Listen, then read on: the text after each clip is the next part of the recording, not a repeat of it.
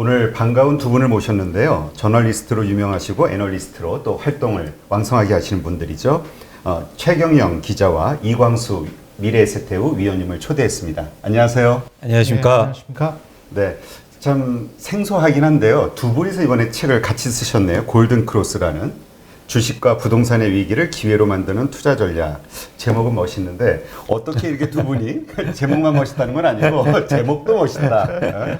그 두 분이 어떻게 해서 이렇게 책을 쓰시게 된 건가요? 먼저 좀.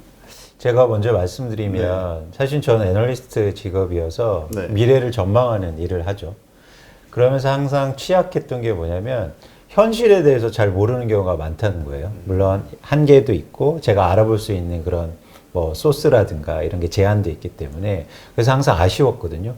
근데 제가 미래를 전망하면서 가장 중요한 건 현실이라고 생각합니다. 그래서 제가 좋아하는 말 중에 콩 심은 데 콩 나고 팥 심은 데 팥 난다. 결국은 현재 어떤 일이 벌어지는가를 더 명확하게 알아야 되는데 그 부분에 대해서 제가 진지한 고민이나 어쨌든 그런 상황 없이 미래를 전망하는 게 한계를 좀 느꼈고요. 그렇게 고민하는 와중에 제가 최경영 기자님 뵌 거죠. 그래서 현실을 정말 제대로 파악할 수 있는 그런 직업이기도 하고요. 또 그 중에서도 굉장히 또 특출한 분이시기 때문에 제가 한번 같이 일을 해보고 책을 써보면 좋겠다. 그리고 투자에 대해서 특히 투자에 대해서 말해보면 좋겠다라는 생각을 저는 하게 됐습니다. 그래서 어떻게 공교롭게도 이런 사실 세상에 없던 조합인데요. 이 저널리스트와 애널리스트가 같이 한번 투자에 대해서 이야기해보는 그런 책을 같이 써봤습니다. 네. 어떠세요? 쉬우셨나요? 아니, 사실은 제가 뭐 업혀간 거죠. 업혀간 거고. 아직 업히시기에는 젊으신 나이인데.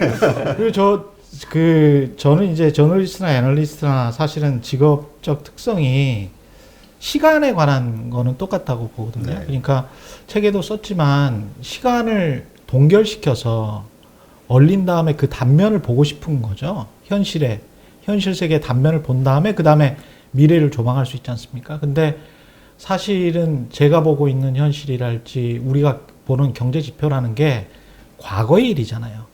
현재 실시간으로 우리가 프리징 타임을 해서 시간을 동결시켜 가지고 그걸 지금 보고 있는 건 아니거든요. 그래서 그걸 보고 싶어서 저널리스트들도 그렇고 애널리스트들도 그렇고 투자자들도 워런 버핏 같은 사람도 사실 굉장히 노력을 하고 있지 않습니까? 네. 국가의 공식 지표 말고 또 다른 뭔가를 보고 싶어서. 그래서 그런 다양한 것들을 제가 뭐 각종 다큐멘터리 심사위원도 지금 하고 있거든요. 국제에미상 심사위원도 하고 있는데 그러면서 세상에 일어나는 일들을 조금 더 큰 시각으로 볼 수 있어서 그런 것들을 좀 책에 많이 녹아내려고 생각을 했습니다. 네, 예. 그렇군요. 그러면 일단 지금 우리 최경영 기자는 그 최경영의 경제쇼 예. KBS 아주 지금 KBS 일라디오 예, 일라디오에서 아주 인기리에 지금 그 진행을 하고 계시는데 고맙습니다. 그러다 보면 정말 많은 게스트들이 오잖아요. 정말 각 분야의 전문가들. 그렇죠. 예. 예. 그것을 통해서 가장 객관적이면서도 뭐라 그럴까 그 여러 가지 의견들을 통해서 예. 그 얻을 수 있는 인사이트 같은 게 또 있잖아요.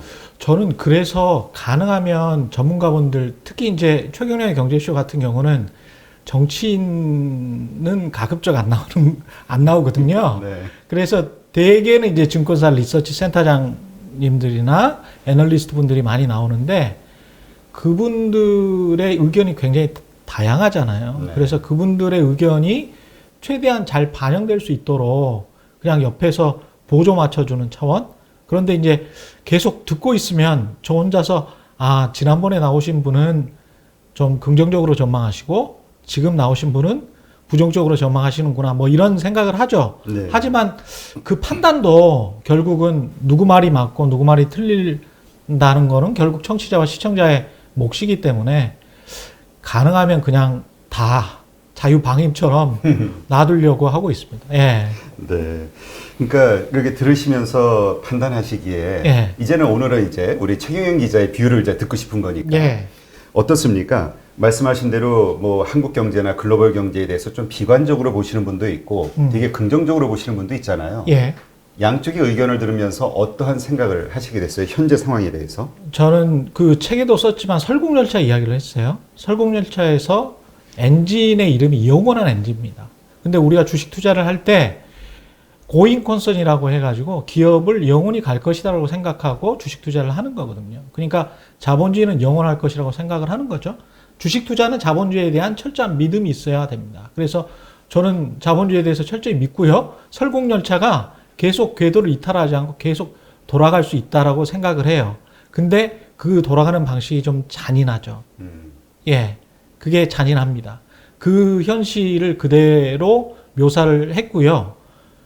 그런 그 잔인한 현실이 그러면 앞으로 어떤 자산 시장에 있어서 굉장히 긍정적인 효과를 잔인하지만 줄 것이냐? 2, 3년은 그럴 것 같다. 2, 3년은 그럴 것 같다. 그렇지만 지금 이제 소수 의견으로 계속 나오고 있는 의견들이 인플레이션과 금리 인상에 관해서 뭐 최근에도 이제 파이낸셜 타임즈 이 책이 나오고 난 다음에 파이낸셜 타임즈에서도 그 찰스 굿하트라고 영란은행 이사였던 분이거든요. 네. 그분이 늑대가 언제는 올 거다. 그 늑대는 인플레이션이에요. 늑대가 온다고 양치기 선인이 계속 거짓말을 했지만 그걸 믿지 않다가 결국 왔을 때는 다 잡아먹혔거든요. 그래서 이제 대비는 해두셔야 된다. 하지만 지금 현재 상황은 약간 좀 즐길 타이밍이긴 하다. 예. 근데 잔인하다는 말을 아주 반복적으로 사용하시는데 예. 어떤 면이 그렇게 잔인하다고 생각하시나요? 왜냐하면 회복 자체도 우리가 공공연하게 K자 회복이라고 말하지 않습니까? 네. K자라는 거는 한번 급락했다가 그냥 바로 반등해버리는 V자가 있고 그리고 사실은 계속 떨어지는 L자보다 더 못한 게 있죠. 근데 우리 지금 상황이 또 미국 상황이 똑같습니다. 미국 같은 경우에 지난 주말에도 공중파 뉴스에서 무려 5천만 명 정도가 거기 땡스기빙 데이가 우리 추석같이 엄청난 할러데이 시즌이거든요. 네. 5천만 명 정도가 푸드 트럭 같은 데 있지 않습니까? 그러니까 식량을 구호받기 위해서 5천만 명이 줄을 서는 거예요. 미국이 지금 3억 2천만 명의 인구인데 엄청난 수치네요. 5천만 명이. 그런데 자산시장은 미국도 폭발해 있습니다. 한국은 다른가? 미국은 그게 흑백의 갈등으로 나뉘어져 있는 나라지만 한국은 그게 비정규직과 정규직의 그 갈등으로 나뉘어져 있는 나라거든요. 그래서 그 정규직, 그 다음에 돈을 좀 모으고 부동산으로 축적한 또는 주식으로 축적한 분들은 지금 상황을 굉장히 즐기고 있는 것이고 그렇죠. 나머지 분들은 어떻게 그 사다리를 올라갈 방법을 못 찾고 있는 그게 각국의 선진국의 상황입니다. 네. 예. 그러니까 지금 어떤 분들은 이런 얘기 하시잖아요. 실물 경제는 사실 좋아진 건 아니죠. 예. 그러니까 작년에 비하면 아주 안 좋은 거고 내년도가 좋다 하시는 분들도 올해보다 좀 나아진다는 거지 뭐 갑자기 예전 어느 수준보다 확 좋아지는 건 아니잖아요. 그렇죠. 그럼에도 불구하고 그러한 것들에 대한 선반영으로 주식시장이라든가 이 자산시장은 뭐 정말 폭발적으로 늘어났잖아요. 그렇죠. 성장했고. 예. 하지만 이게 결국은 착시 현상 아니냐. 그래서 이제 꺼지게 될 거 아니냐라는 비관적인 분들도 있잖아요. 충분히 있죠. 근데 이제 그게 주가라는 게 또는 아파트 가격도 마찬가지고요. 프라이스드 인 개념이 우리가 강하지 않습니까? 그러니까 언제 얼마 지금 말씀하신 것처럼 선반영이 얼마나 돼 있느냐 그 호재가 거기에 관해서는 명확하게 판단하기가 힘든 거는 사실이죠. 그러나 그럼에도 불구하고 지금 돈이 풀린 액수가 과거 2008년 금융위기 때 한 6년에 걸쳐서 3조 달러 풀었는데 지금 한 몇 개월에 걸쳐서 3조 달러를 미국이 풀었지 않습니까? 네. 그런 상황이랄지 그 다음에 앞으로도 지금 계속 사실은 양적 완화랄지 금리를 계속 갈 수밖에 없는 그런 상황을 보자면 그리고 선진국들이 제일 무서워하는 게 일본의 잃어버린 30년이에요. 그래서 한 2년 전에 워싱턴 포스트에서도 그런 칼럼이 나왔어요. 선진국들아, 당신들의 미래를 보고 싶으면 고개를 들어 일본을 보라. 잔인한 말인데. 정말 잔인한 말이죠. 그러니까 그거 일본이 되지 않으려고 하는 노력이에요, 지금. 이 모든 상황이 일본이 되지 않으려고 하는 노력이기 때문에 일본이 되지 않기 위해서 필사적으로 노력을 하는 거는 결국 인플레이션, 그 다음에 임금 상승 그런 거를 통해서 어떻게든 이거를 바텀업 시켜야 되겠다는 거죠. 그런 측면에서의 불평등 문제가 다시 대두되고 있는데 그게 오히려 또 자산 시장에 긍정적 메커니즘을 던져줄 수도 있습니다. 바이든 시대에 이르러서는. 예. 그러니까 지금 말씀하신 대로 유동성, 현금이 그렇게 많이 풀렸다라는 거는 결국 이제 이게 다 빚이잖아요. 그렇죠. 이 빚이 전 세계를 지금 억누르고 있고 빚의 바다 위에 떠 있는 세계 경제라는 이제 표현들을 많이 하는데 어떻습니까? 이 빚이라는 건 우리가 상식적으로 봤을 때 언젠간 해결해야 되는 문제잖아요. 그렇죠. 터질 수밖에 없는. 예. 어떻게 보시나요? 언젠가 문제가 될 수 있지 않을까요? 저는 그래서 전 지구적 관점으로 봐야 되는, 조망해야 되는 건 사실이지만 누구의 관점으로 봐야 되는가는 분명히 아셔야 될 것 같아요. 투자자들이. 우리 관점이나 한국 투자자의 관점이나 한국 정부의 관점으로 보시면 절대 안 돼요. 그냥 미국 정부의 관점으로 보시면 돼요. 미국 정부에게 뭐가 제일 유리한가? 다음 차기 정부가 뭐에 가장 신경을 쓸 건가? 결국 미국 정부도 똑같이 유권자의 마음을 얻기 위해서는 실업률을 낮춰야 되거든요. 지금 네. 현재 6%, 14%에서 많이 떨어져가지고 6% 되지만 그럼에도 불구하고 코로나 위기 이전에 3.5%에 비해서는 한 2배 정도 높은 수치란 말입니다. 그리고 이게 마치 라스트 마일처럼 거기에서 3.5%로 가는 게 훨씬 더 지난해요. 시간이 많이 걸려요. 14%에서 6%로는 몇 개월 만에 떨어지지만 지금 이미 문을 닫아버린 공장이나 백화점들이 있기 때문에 6%에서 이쪽으로 3.5%로 내려가기는 몇 년이 걸립니다. 그래서 유동성이랄지 금리가 상당 부분 지속할 것이다. 그러면서도 달러 약세를 지금 91 정도잖아요. 네. 근데 최저점이 한 역사적으로 보면 한 70 정도인데 어느 정도까지 용인하면서 달러 패권을 가져가려고 할지. 하지만 당장 유리한 거는 달러의 약세기 때문에 그래서 경상수지를 어떻게든 좀 적자 폭을 줄여야 되는 게 미국 정부의 관건이기 때문에 미국 정부의 입장으로 전 세계 경제를 보자. 그러면 아직까지는 약간의 기회가 있다. 예.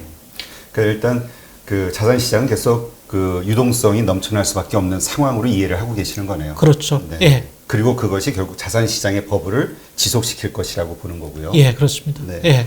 그러면 이번엔 그 한국 부동산에 대해서 좀 질문을 드릴게요. 이광수 연계 아니, 왜 저에게만 계속 일단 우리 저 네. 최규현 예, 기자님께 예. 일단 예. 그 처음 나와서 막 이렇게 네, 하드 일단은- 트레이닝을 시키시는 것 같은데. 집중 공격을 좀 하고 그다음에 우리 이광수 의원께 질문을 드릴게요. 먼저 한국 부동산이 뭐 좀 난리잖아요, 사실. 예. 그 정부에서 뭐 아무리 이런저런 대책을 세운다 해도 결국은 시장은 계속 상승하는 것 같고요. 예.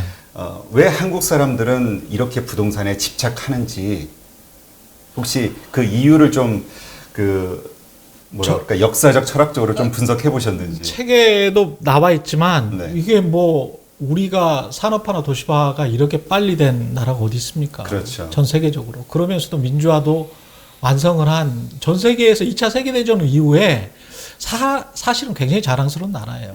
자랑스러운 나라고 그 도시화가 갑자기 80%가 돼버렸잖아요. 갑자기가 한 3, 40년 만에 이렇게 된 거 아닙니까? 돈 벌 수 있는 기회가 다 부동산밖에 없었어요. 그건 사실이잖아요. 그렇죠. 그리고 우리가 주식시장이라는 게 이광수 의원도 계시지만 사실 과거에 증권사 직원 그 신랑 된다고 하면 야, 왜 그 주식쟁이들이랑 결혼하려고 해? 이랬던 시대가 바로 20년 전이에요. 근데 부동산에 관해서는 투자가 거의 맹목적이었잖아요. 그렇죠. 우리가 주식 투자를 할 때 저도 진행을 하면서 아, 이거는 개인의 의견이고요. 이게 이미 선반영돼 있을 수도 있고 떨어질 수도 있다는 건 꼭 아세요. 이 말이 자동적으로 나오거든요. 하지만 부동산은 어떤 사람이 아, 굉장히 스트롱한 그 뷰를 가지고 있어요. 계속 올라갈 것 같아요. 예. 라고 말을 하지 않습니까? 거의 어떤 방송에서도 이거는 개인의 의견이고요. 떨어질 수도 있다는 거를 유의하세요. 이런 발언을 하는 진행자가 거의 없을 정도로 부동산은 무조건 오른다라는 이 어떤 선입관을 가지고 있는 거죠. 40년 동안. 네. 그럼에도 불구하고 부동산은 분명히 떨어졌습니다. 강남의 아파트는 2008년, 9년 금융위기 이후에 그 어떤 정책의 이원 효과랄지 시간의 흐름에 따라서 세계 경제 압박에 따라서 떨어졌어요. 떨어지고 그게 한 4년 동안 돼서 강남 아파트 같은 경우 한 30% 넘게 떨어졌지 않습니까? 예. 근데 그 현상이 언제, 왜 왔는지, 앞으로 언제 올 것인지에 관해서는 이광수 위원께서 말씀하시는 게 어려운 거는 쏙 빠져나가시는데 그런데 우리가 이제 저도 이제 진행을 하다 보면 여러 그 뷰를 가진 전문가들하고 이야기하다 보면 공통적으로 나오는 말이 뭐냐면 시장 수급이 중요하다. 예. 시장에 맡기면은 이렇게 폭등하지 않는다. 이런 말들을 많이 하잖아요. 예. 공급을 늘리면 된다. 예. 근데 그렇게 단순한데 그건 그렇게 단순하지 않아요. 그러니까 예. 답은 단순한데 예. 정부가 내놓는 대책들은 항상 복잡다단하거든요. 복잡다단할 수밖에 없죠. 왜 예. 정부가 내놓는 정책에 그렇게 내놓는다 해도 예. 결국은 먹히지가 않는단 말이에요. 왜냐하면 그거는 제가 책에서 써놓은 것처럼 싱가포르이 1965년도에 영국으로부터 독립을 했는데요. 독립을 하고 1966년에 토지의 95%를 국가가 다 사버려요. 그 작은 땅을. 다 사버립니다. 서울보다 작은 땅이에요. 아니, 서울보다는 좀 크죠. 근데 다 사버립니다. 다 사버리고 난 다음에, 그 다음에 싱가포르 인구가 한 600만이니까 서울보다 작은 인구죠. 네. 예. 그 상황에서 임대주택 정책을 합니다. 그리고 나중에야 한참 경제가 발전하고 난 다음에 민간 시장으로 한 15%, 20% 정도 돌려요. 그래서 30억, 40억 하는 맨션들을 부자들이 살 수 있게 해줍니다. 그 정책이, 이게 경로우전성이거든요. 한국은 좀 역사를 아시는 어르신들은 아시겠지만 45년, 48년 뭐 토지개혁, 조선왕조 이후에 이런 이야기가 있었지만 결국은 사유화가 됐잖아요. 미군정 하에서. 사유화가 된 다음에 그 산업화 도시화의 역사와 그 다음에 투자 또는 투기의 역사, 뭐라고 정의를 해도 좋겠습니다만은 그 역사가 40년, 50년 진행이 됐어요. 그거를 다시 테이크백해서 싱가포르처럼 할래, 독일처럼 할래, 이거는 못해도 40년, 50년이 걸려야 된다는 거죠. 예. 방법이 없습니다. 이 경로우전성은. 그 사이에 수많은 이해관계자가 생겼고, 수많은 네트워크 동맹이 생겼고, 그 네트워크 동맹이 정부 안에도 있고, 정부 관료들도 있고, 협회도 있고, 그 다음에 건설사도 있고, 언론사도 있어요. 네. 예, 굉장히 강력하죠. 우리가 지금 보고 있죠.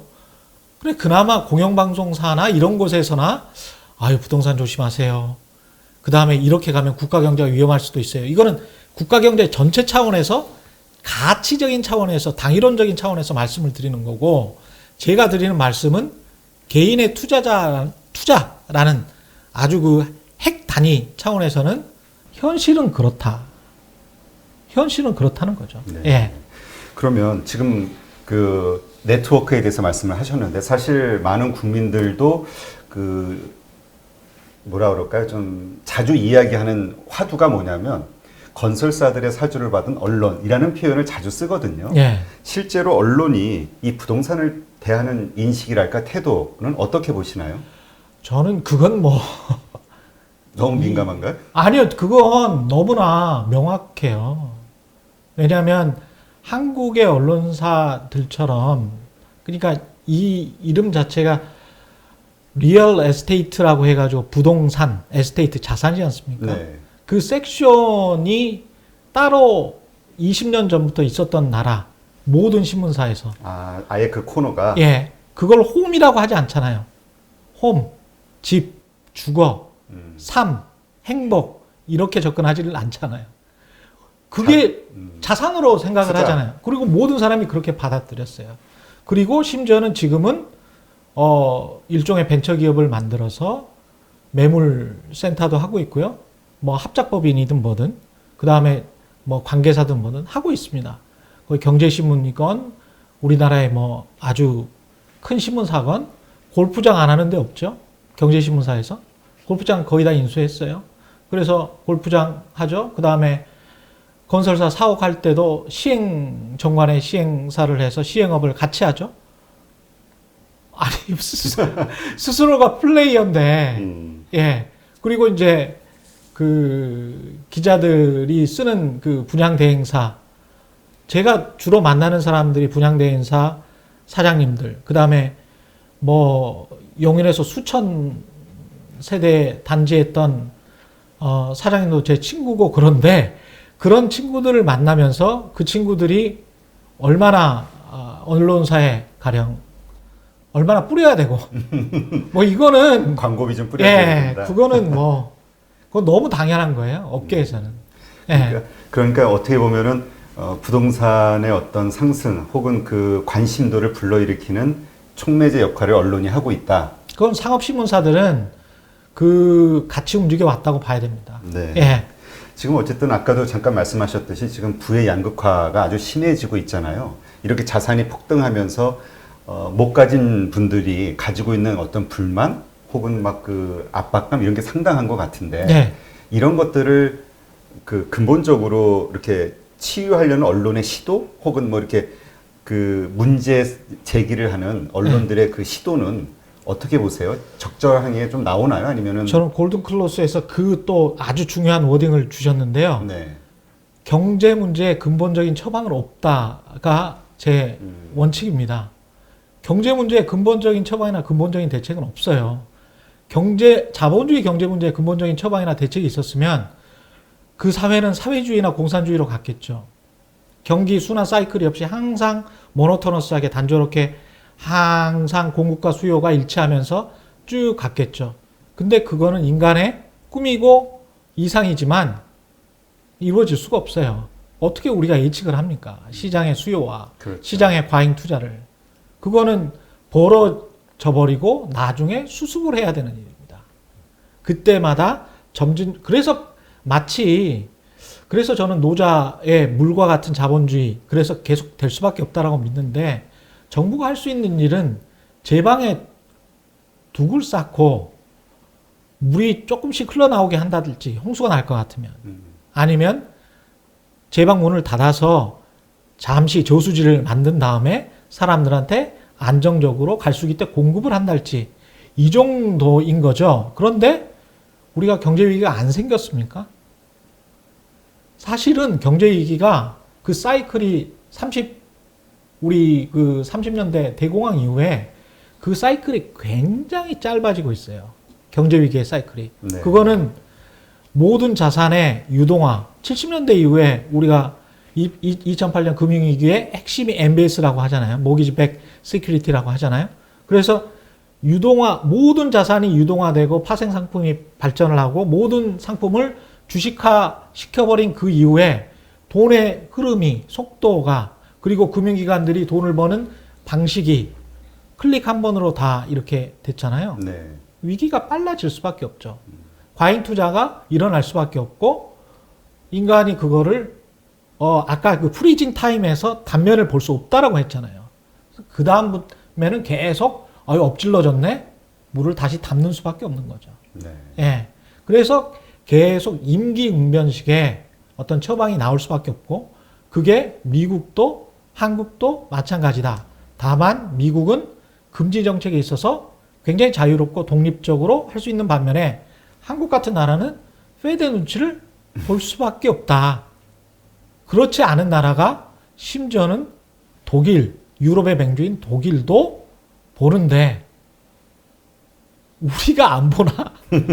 이거는 어쩔 수 없는 거죠. 예. 그렇다면 지금 시장을 이제 뭐 그 말씀은 사실 우리가 시장을 통제할 수 없다. 인위적 우리가 원하는 방향으로 끌고 가는 것이 어렵다. 없죠. 예, 이 얘기잖아요. 예. 그렇다면 현재 벌어진 이 상황, 정부에서는 막으려고 했으나 폭등하고 예. 자꾸 그때 인위적인 어떤 처방책들이 나오지만 예. 또 먹히지가 않고 이런 예. 것들이 반복되는 예. 그리고 돈은 점점 더 풀리고 예. 어떻게 보시나요? 이러한 상황에서 더 상승할 것으로 보시나요? 아니면은 한계가 있다고 보시나요? 아까 그 설국열차의 엔진룸의 작은 아이처럼 네. 언젠가 작은 아이가 더 커져버리면 엔진룸에서 그 아이를 빼내서 다른 아이로 대체를 해야 되잖아요. 그만한 키에 그만한 체중에 하지만 노동력을 제공할 수 있는 그 정도 나이의 아이로 대체를 해야 설국열차의 영원한 엔진이 계속 돌아가는 거거든요. 근데 그 상황, 그래서 이 불평등의 상황을 어떤 정부가 미국 정부든 한국 정부든 단숨에 바이든이든 문재인 정부든 어떻게 할 수 있는가? 저는 그건 불가능하다고 보고요. 그래서 자산시장의 거품이 정부의 어떤 바람 또는 무주택자 서민들의 바람처럼 가장 좋은 건 국가 경제를 위해서는 저는 그렇게 생각합니다. 당위적으로 봤을 때는 지금 전부가 다 고기압이에요. 네. 그래서 초저금리예요. 전 세계 시장이. 근데 정부나 무주택자나 국가 이익의 입장에서 봤을 때는 유주택자라고 하더라도 이거는 인정하실 거예요. 서울 수도권, 특히 서울만은 구름이 좀 끼어서 5mm 정도만 비가 와서 조금씩만 떨어져서 소득이 우리가 같이 올라가고 거기에서 좀 맞는 지점이 생겼으면 좋겠다. 지금 PIR이 너무 벌어져 있으니까. 그래서 폭락을 안 했으면 국가 경제에 너무 좋겠다. 그게 제 소망입니다. 네. 하지만 정부도 그게 소망이었겠죠. 네. 네, 그래서 갖은 방법으로 금리라는 거대한 정책을 못 쓰는 상황에서 갖은 방법, 세제, 대출, 그 다음에 각종 공급 대책, 뭐 이런 걸로 제가 보기에는 이제 짜실한 방법으로 짜실한 방법. 예. 저 위에 저 하나님 성층권에 있는 방법으로는 할 수가 없으니까 짜실한 방법으로 한 거죠. 근데 그 방법이 이제 한계가 노정이 된 거잖아요. 그래서 책에서 이제 주장을 한 거는 결국은 장기적인 거는 우리가 어떻게 할 수가 없기 때문에 단기적으로라도 세제 부분에 있어서는 취등록세랄지 대출 규제랄지 진입로는 굉장히 좁아요 지금. 15억 이상은 현금 아니면 지금 그렇죠. 강남 못 사죠. 네. 예. 진입로 굉장히 좁게 만들어놨습니다. 입구는 좁게 만들어놨으면 깔때기처럼 출구를 넓혀놔야 되는데 그걸 왜 다주택자들의 출구만 넓혀주죠? 전 그건 이해할 수가 없어요. 왜 다주택자들만 6월 1일까지 양도세도 아주 혹독하게 과세를 6월 1일 이후부터는 할 텐데 그 이전에는 만약에 팔면 양도세는 일반 과세를 하겠다라는 게 정부 정책의 취지잖아요. 네. 다주택자들에게만 출구를 넓혀준 거잖아요. 왜 그래야 되죠? 그건 이해가 안 돼요. 그래서 제가 책에서 해법으로 제시한 건 아파트 가격을 정말 떨어뜨리고 싶다면 한정적으로라도 아파트 가격을 떨어뜨리고 싶다면 양도세를 1, 2년 동안 인하해야 된다. 거래세를 인하를 하지 않으면 매물이 나오지 않는다.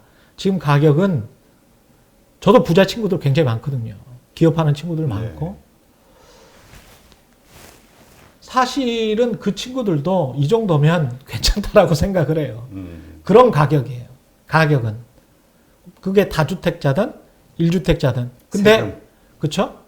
근데 60대 이상 같은 경우에 지금 놀랍게도 한국은 다른 나라랑 달리 60대의 40% 정도가 이자만 내고 있어요.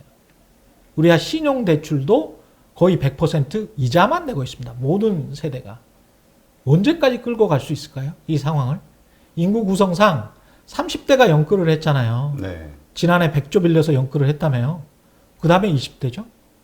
58년부터 71년까지 100만 명 났어요.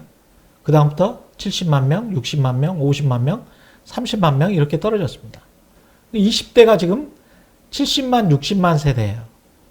그 다음부터는 50만, 30만 세대로 떨어집니다. 저희 그 최경영의 경제쇼 프로에 강반철 회장이 나오셔가지고 이야기를 하셨어요. 지금의 20대부터는 유주택자 부모가 둘이 있다면 네. 양가로부터 주택을 2채 받는 최초의 세대가 된다. 그러면 무주택자는요?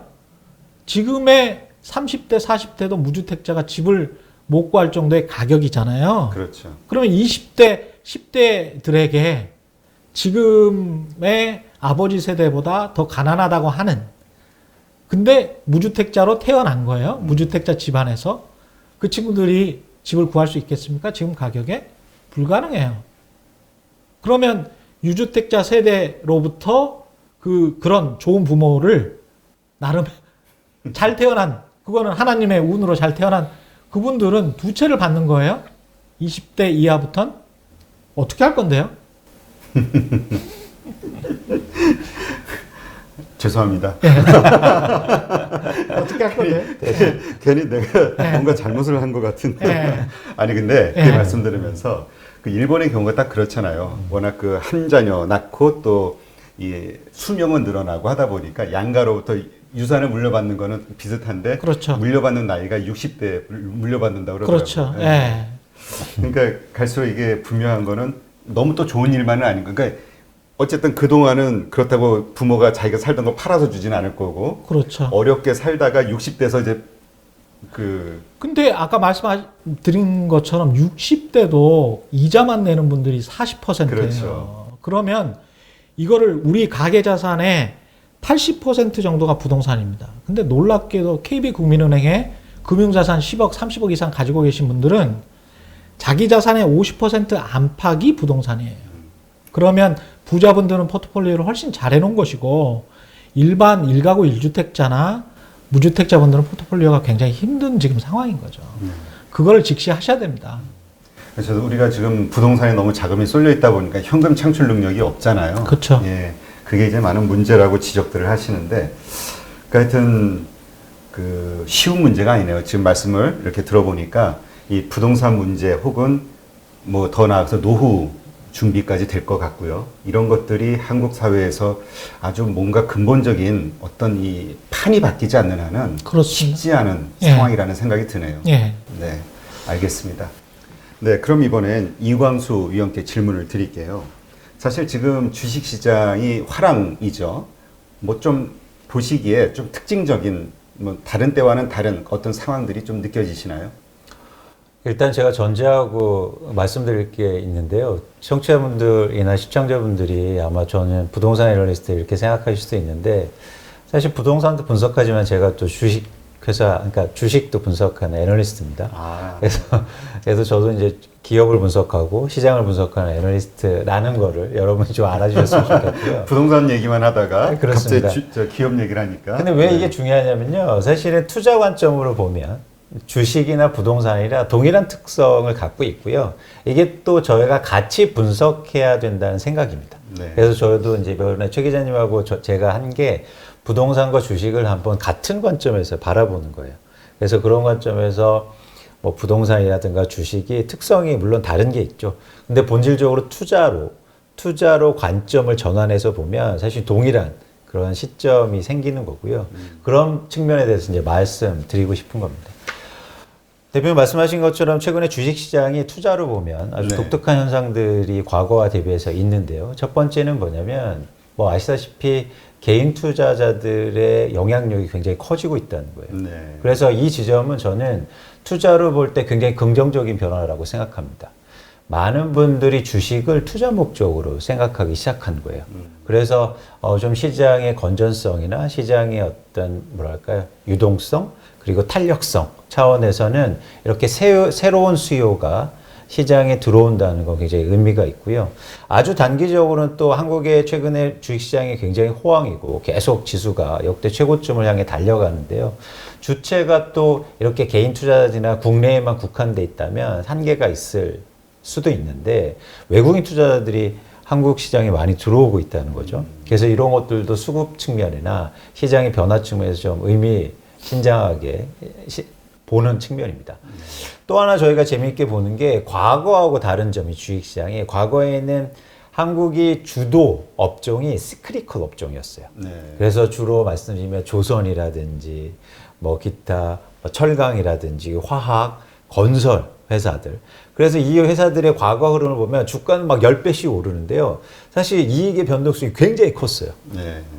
그러다 보니까 모멘텀 투자가 컸던 거예요. 그렇죠. 보통 우리 박스권이라고 해서 순환 형태로 그렇죠. 올랐다 다시 내려가고 그렇죠. 반복적으로. 그래서 너무 피곤했던 겁니다. 근데 스크래커 업종에 그렇게 주목을 받던 이유는 중국 때문이었어요. 그래서 중국에서 산업재 투자 많이 하니까 한국에서 거기에 뭐 원재료를 제공하거나 이런 변화가 있었는데 최근에 한국의 주식시장을 선도하는 그런 회사들을 보면요.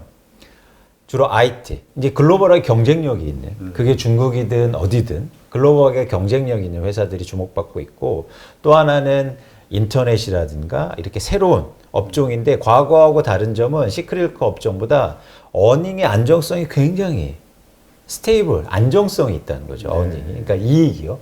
그런 측면에서는 과거의 주도 업종하고 현재의 주도 업종이 좀 다르다. 성격이. 그래서 말씀하신 거에 답변이 될는지 모르겠는데 이렇게 수급의 주체가 좀 바뀌었고 시장을 주도하는 회사가 좀 바뀌었다. 근데 이거를 교집합을 형성해 보면 한국의 주식시장이 굉장히 건전화되고 있고 어떻게 보면 투자하기에 좀 안정화된 상황이다. 이렇게 말씀드릴 수 있는 겁니다. 네. 그러니까 그 말씀을 이렇게 이해를 해도 될까요?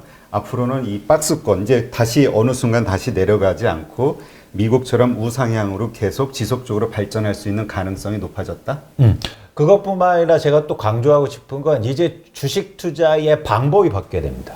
어떻게 해요? 그러니까 예전처럼 막 좋은 소식 듣고 야 무슨 주식이 좋아. 그래서 뭐 철강 어디가 좋아. 뭐 이렇게 주고 시크릿 업종에서 사고 어닝에 쫓아다니는 투자 방식보다도 이제 진짜 회사를 보시는 거예요. 그래서 시장의 흐름보다도 사실 그 회사에 더욱더 집중할 필요가 있습니다. 이게 선진화된 주식 투자의 방법이기도 해요. 이제 최근에 아까 말씀하신 것처럼 매크로하게 뭐 금리라든가 여러 가지 정치적이라든가 여러 가지 문제 때문에 시장이 출렁일 수 있겠죠. 그건 불가피한 과정이거든요. 근데 이제 주식 투자의 그 방법 자체가 예전처럼 그렇게 변동성이 있으면 쫓아가야 됩니다. 오르면 빨리 사고 내려지면 빨리 팔고 그리고 또 하나 현금 마련했다가 또 올라갈 때 준비해서 사고. 근데 이렇게 주식 투자에서는 이제 안 된다. 뭐냐면 회사에 집중하고 그렇게 되면 꾸준하게 어떤 회사를 집중해서 살볼 필요가 있다는 거죠. 그래서 큰 변화가 지금 일어나고 있다고 봐요. 그래서 여러분 뭐 많이들 전문가들이 말씀하시죠. 내년도에 주식시장 어떻게 될다. 뭐 얼마나 간다. 뭐 3천이 간다. 4천이 간다. 이런 말씀하시는데 사실 지금은 그렇게 중요한 게 아니다. 더욱더 회사에 집중할 필요가 있다. 그런 측면에서 한국의 주식시장이 과거하고는 투자 방법이 크게 달라지고 있다는 생각이 가지고 있습니다. 네. 사실 이번에 화두가 되고 있는 게 K자형 회복 반등 뭐 이런 얘기잖아요. 그렇습니다. 그러니까 결국 회사도 될 놈만 된다 이렇게 그렇죠. 이해를 해야 되는 그렇죠. 건가요? 그래서 그런 회사에 집중하시고 주식시장이 3천을 가도 안 될 놈은 안 된다는 거예요.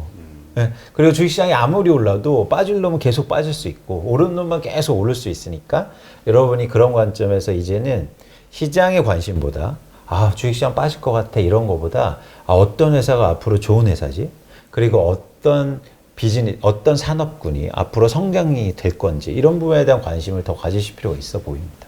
네. 근데 또 아직 한국 시장이 어떤 문제점을 지적하시는 분들 이야기를 들어보면 지금 미국은 전부 이제 기관 주도잖아요. 모든 투자 행위가. 그렇습니다. 우리 또 개인들은 간접 투자를 그러다 보니까 시장이 좀 안정적이고 뭐라 그럴까 실적 중심으로 뭐가 갈 수가 있는데 한국은 아직 개인의 그 투자 비율이 높잖아요. 중국도 그렇고. 그러다 보니까 뭐 진짜 1년에 거래 비율, 뭐 회전 비율이 뭐 3,000%니 5,000 별의별 말이 다 나오는데 네. 이게 결국은 시장이 성장하는데 한계가 있는 거 아니냐. 기관이 제 역할을 못하는 탓이기도 하지만. 예. 저는 한국의 개인 투자자들이 굉장히 진보하고 있다고 봐요. 그리고 엄청나게 공부를 많이 하시고 그리고 그러니까 쉽게 말해서 이제 투자 목적으로 주식시장을 보는 관점하고 방법이 완전히 예년하고는 다르다. 그래서 저는 오히려 개인 투자분들이 훨씬 더 앞서 나갈 수 있다. 그러니까 미래를 볼 때 그런 차원에서는 저는 이게 과거처럼 뭐 개인 투자자들이 많아져서 시장의 변동성이 커지거나 리스크가 커졌다라고 판단하고 있지는 않습니다. 개인 투자자가 과거에 머물러 있지 않다는 거죠. 진보하고 있으니까 발전하고 있고. 그 얘기는 간접 투자가 앞으로 더 늘어나야 된다. 그걸 아주 중요하게 여기는 분들이 많이 있는데 동의는 안 하시나요? 그렇습니다. 네. 물론 뭐 간접 투자가 드러날 수도 있고 시중에 돈이 많아지거나 투자할 사람들이 많아질 수는 있는데 그렇다고 해서 개인 투자자가 많다고 해서 시장이 불안하거나 변동성이 적어지고 막 이상한 시장이야. 개인들이 몰려들어서 이상이라는 건 아니라는 거죠. 네. 네. 그럼 이번엔 부동산 시장과 관련해서 질문을 드릴게요. 부동산 시장, 우리 지난 시간에도 나오셔서 앞으로는 이제 좀 뭐 그 신호가 발생했고 하락 반전이 될 가능성이 높아졌다 이런 말씀을 하셨는데 네. 사실 많은 분들은 그거에 동의를 못 하시는 분들이 있더라고요. 네. 네.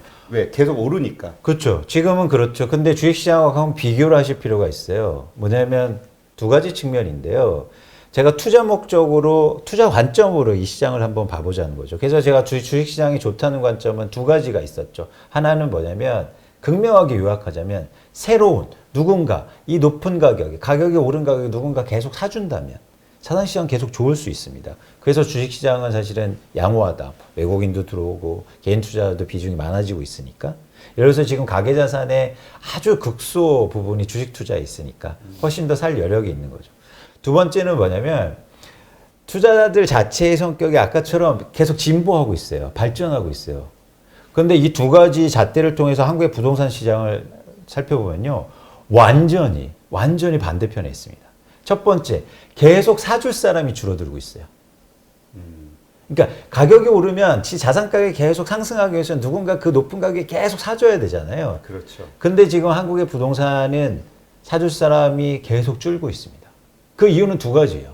하나는 뭐냐면 세금이 엄청나게 상승하고 있어서 사실 추가적으로 집 살 사람이 많지 않고, 두 번째는 뭐냐면 대출이 규제가 엄청나게 되고 있어요. 그래서 최근에 보시면 이제 당장 오늘부터인데요. 이제 DSR 규제되면서 신용대출도 안 된단 말이죠. 최근에는 막 마이너스 대출 받아서 영끌한다고 그래서 집 사신 분들이 많잖아요. 근데 그런 것들도 금지돼 있거든요. 그래서 첫 번째 조항은 뭐냐면 이상하게 누군가 사줄 사람이 높은 가격에 사줄 사람이 계속 줄고 있다는 거죠. 이 사항은 사실은 저는 대부분 분들이 동의하시라고 생각합니다. 예를 들어서 지금 서울에 집을 한 채 더 살려면요. 취득세를 8% 이상 내야 돼요. 쉽지 않은 거죠. 그렇죠. 그런 점에서 지금 투자 목적의 수요가 급감하고 있어서 계속 사줄 사람이 줄어들고 있다. 이건 자산시장의 가장 큰 리스크고요. 두 번째는 제가 이 시장 상황을 보면 투자자들이나 아니면 시장에 참여한 분들이 20년, 10년 대비해서 하나도 달라진 게 없어요. 그게 무슨 말이죠?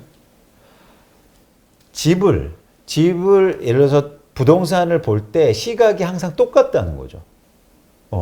뭐냐면 예를 들어서 뭐 가격이나 가치에 대해서 고민해보고 그래서 시장이 합리적으로 움직이고 아까처럼 주식 투자할 때 단순하게 막 이렇게 듣고 투자하는 것보다 뭔가 공부도 하고 이렇게 변화가 있어야 되는데 부동시장에 대하는 참여자들이 똑같다는 거예요. 그런 현상들이 지표로 나타나고 있는데요. 일단 첫 번째는 어떤 지표가 최근에 제가 관심 있게 보냐면 최근 한 20년간 집값이 가장 높았다가 확 빠졌던 데가 2006년도였습니다. 2006년도 기억나시지만 한국의 서울의 부동산 가격이요. 갑자기 1년 내 40%가 상승합니다. 네. 그러면서 막 난리 났죠. 그게 언론이든 전문가든 그게 앞으로 계속 상승한다. 그래서 예를 들어서 강남의 집값이 2006년도 초에 한 10억 정도 거래됐다면 2006년도 11월 달에 15억 막 이렇게 상승한 거예요. 지금보다 놀라운 상승세죠. 그때 어떤 일이 벌어지냐면 그 집이 없던 분들이 대출을 일으켜서 엄청나게 사요. 그때 30, 40대가 마찬가지로 지금처럼 똑같이 매수를 일으키고요. 그러면서 어떤 지역의 집값이 오르냐면 안 올랐던 지역. 대표적으로 요즘에 뭐 어떤 말씀 많이 하시면 노도강이 엄청 오른다. 노원구, 도봉구, 강북. 이 사시는 분들이 기분 나빠하실 수도 있는데 그동안 굉장히 안 올랐던 지역이 오르고 있는 현상. 네. 근데 지금 똑같은 현상이 나타나고 있어요. 최근에 서울에서 가장 많이 오른 지역이 노원구입니다. 네. 그런데 그리고 집을 그동안 계속 안 샀던 사람들이 집을 사고 있잖아요. 이 두 가지 현상들을 볼 때 과거하고 시장의 참여자들이나 집을 사는 패턴이 똑같은 거예요. 종목도 달라지지 않았고. 그러니까 아까처럼 예전에는 쉽게 말씀드리면 서브프라임 때 2007년도, 8년도에 개인 투자자가 제일 많이 산 종목이 뭔지 아세요? 어떤 거죠? LG 디스플레이였습니다. 그리고 조선주요. 네?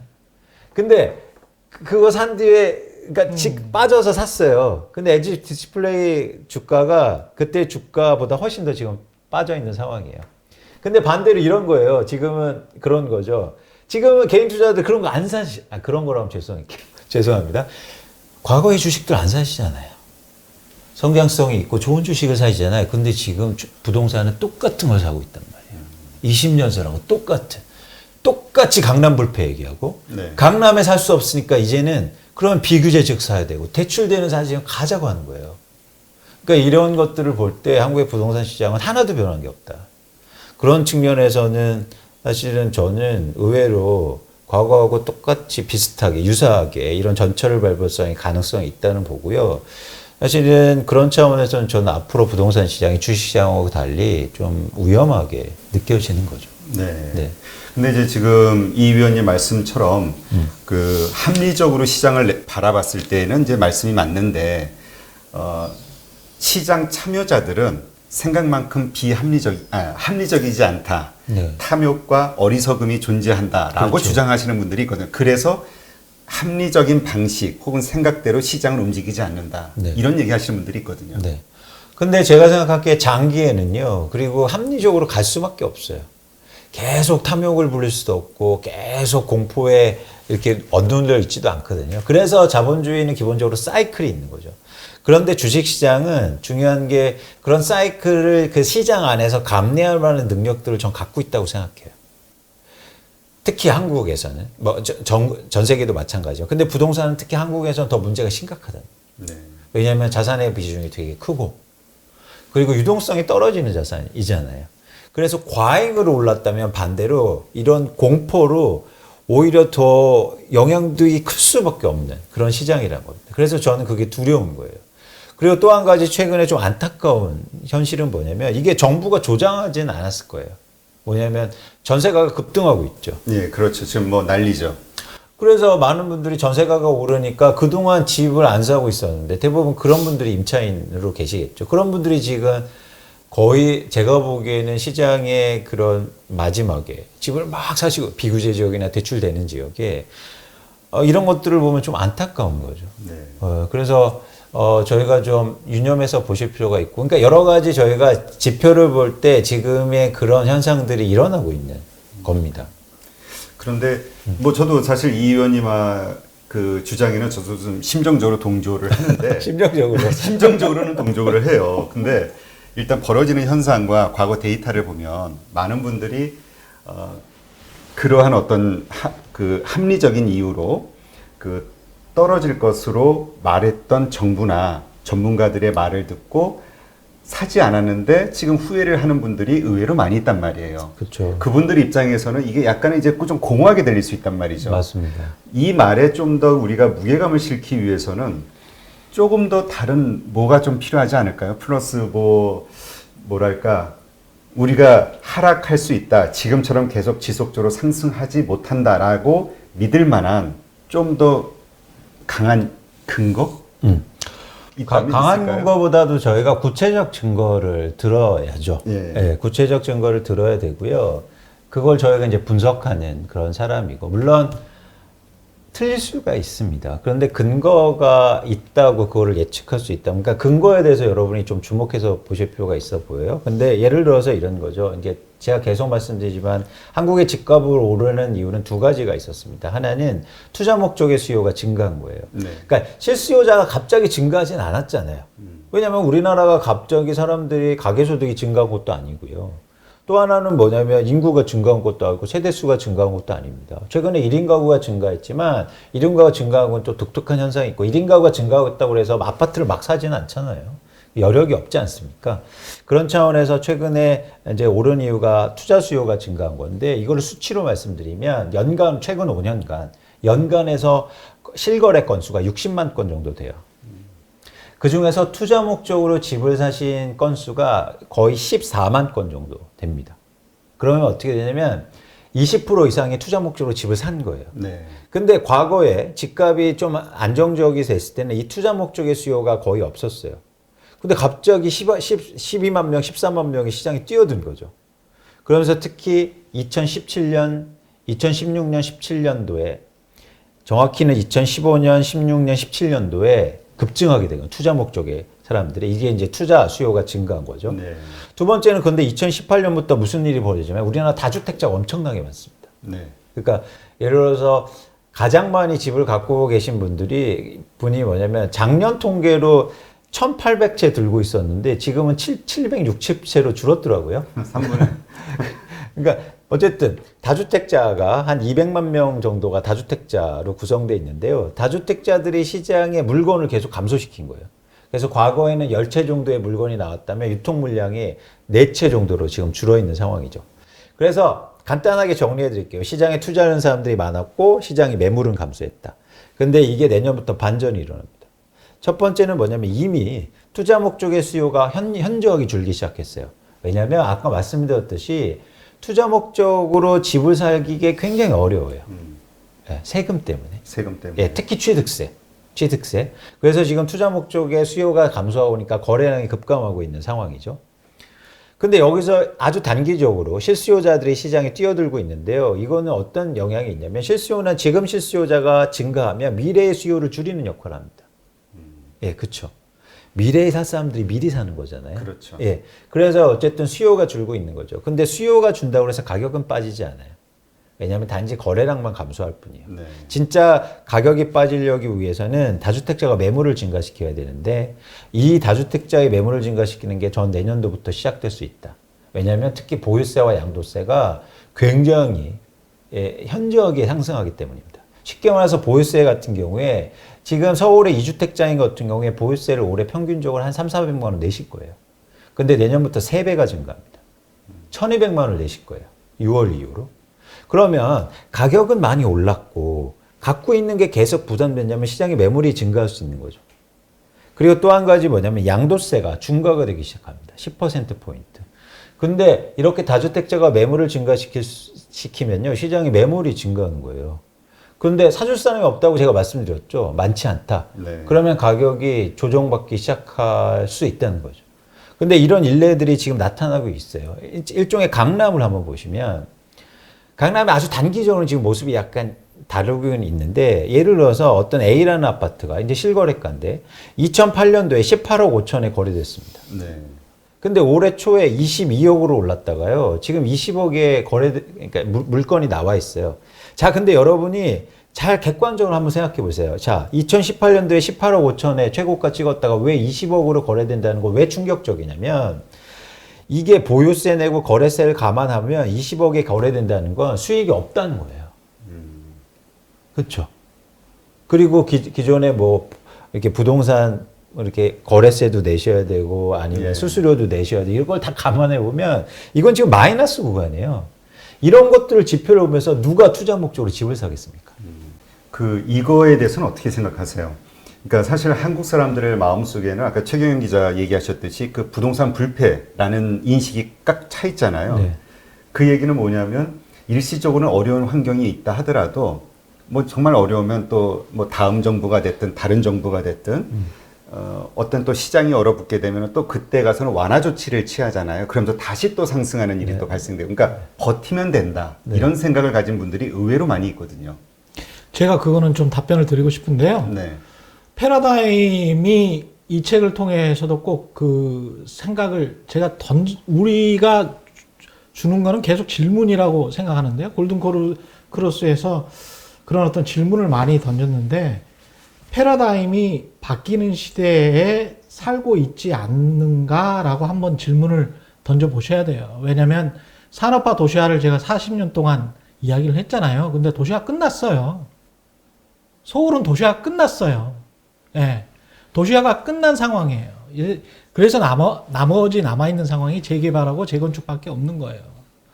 그러면 그 재개발과 재건축을 할 다음 세대가 집을 거기 가서 살아야 되는 거예요. 그건 어쩔 수가 없는 겁니다.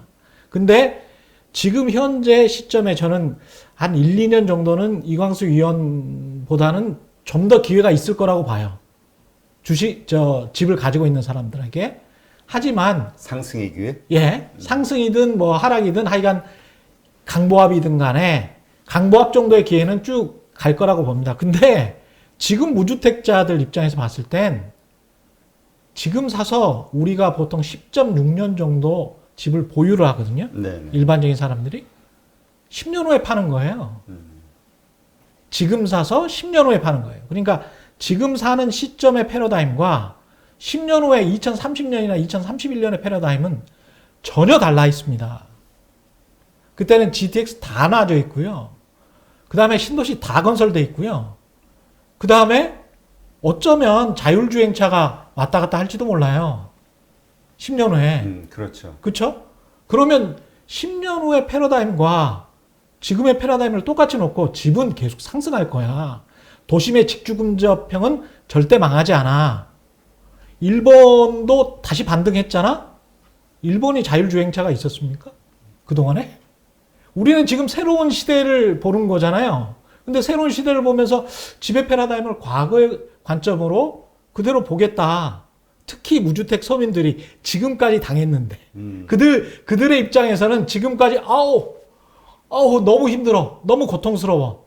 근데 앞으로 길어야 1, 2년인데 그리고 가령 아까 이제 자기 자본 수익률로 따져봐도 그렇죠. 그렇습니다. 강남의 아파트를 30억에 샀어요. 30억에 샀는데 3억 오르면 10% 오르는 거잖아요. 근데 양도세를 계산을 해보잖아요. 그러면 취등록세 계산해보잖아요. 중개수수료 계산해보잖아요. 그럼 도대체 뭐가 남습니까? 몇 천만 원 남아요. 몇 천만 원 남는데 그 3억을 가지고 그 오를 것 같은 그 3억 있잖아요. 10%의 그 수익률 3억을 가지고 주식시장에 투자를 해보세요. 그러면 1년에 가령 10%의 수익을 잘해서 얻을 수 있다라고 하면 3천만 원이잖아요. 행복하게 사는 게 낫습니다. 한동안 행복하게 사는 게 낫습니다. 네. 그러니까 저희가 말씀드리고 싶은 건 이 관점이잖아요. 저희가 네. 뭐 내 집 마련 중요하죠. 중요합니다. 내 집 마련 중요하시는데요. 근데 내 집 마련하려고 여러분들이 투자로 막 열심히 공부하시고 투자에 대해서 고민하신 거하고 별개의 문제죠. 그러니까 투자 관점에서 이 시각을 좀 달리해 보면 사실은 좀 더 다른 거. 예를 들어서 이런 경우죠. 지금 제가 막 전세가 올라서 무주택자인데 괴로우시죠. 괴로우셔서 집을 이렇게 비싼 가격에 샀는데, 그러니까 물론 뭐 개인의 차이긴 하지만 어쨌든 많이 오른 가격에 샀습니다. 그래서 물론 뭐 1, 2년에 빠졌다가 다시 그 회복할 수도 있겠죠. 거봐, 회복했어 라고 하는데 투자로 보면 엄청난 기회를 잃어버신 거예요. 계속 이자 비용 내야죠. 예를 들어서 뭐 세금 내야죠. 이러면 그 기간 동안, 그래서 과거에 보면 예를 들어서 2010년도, 2013년도, 14년도에 가장 유행했던 단어가 하우스푸어잖아요. 그렇죠. 그러니까 저희가 자, 내 집 마련 좋은데 돈을 벌어서 내 집 마련하자는 거죠. 그리고 그 시기를 잘 생각해 보면 사실은 언제나 온다, 시기는. 그런 관점에서 저희가 이 투자 관점에서 좀 시각을 달리해서 보실 필요 없다. 그 얘기 말씀을 드린 거예요. 왜 부자들만 투자로 세상을 보고 저는 왜 일반 평범하고 사람들은 왜 투자로 세상을 보지 않느냐는 거예요. 그래서 투자로 보면 수익률을 따져야 되고, 그리고 기회비용에 대해서 고민해 봐야 되고, 이런 차원에서 저희가 접근해 보자는 겁니다.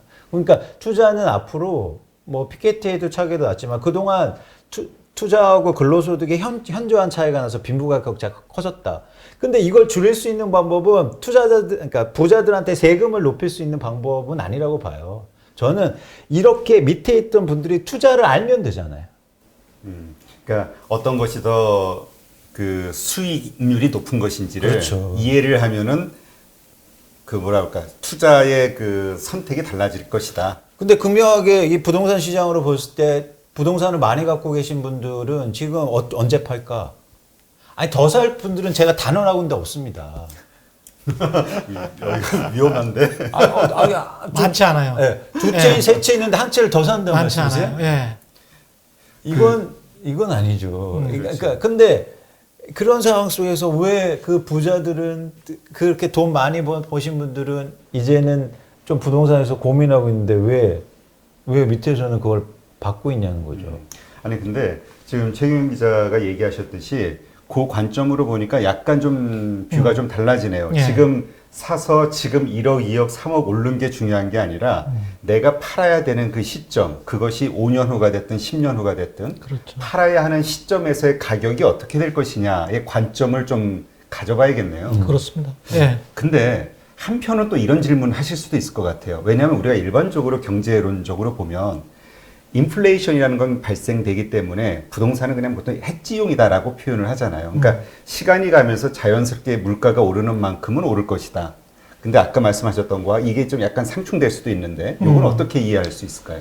저는 그 통계를 자꾸 이제 이 통계를 인용을 안 하세요. 근데 어떤 자유시장 경쟁인가 싱가포르 같은 임대주택 위주의 나라가 아니고 미국 같은 나라든 프랑스든 뭐 일본이든 주택 자가 보유율이 있지 않습니까? 네.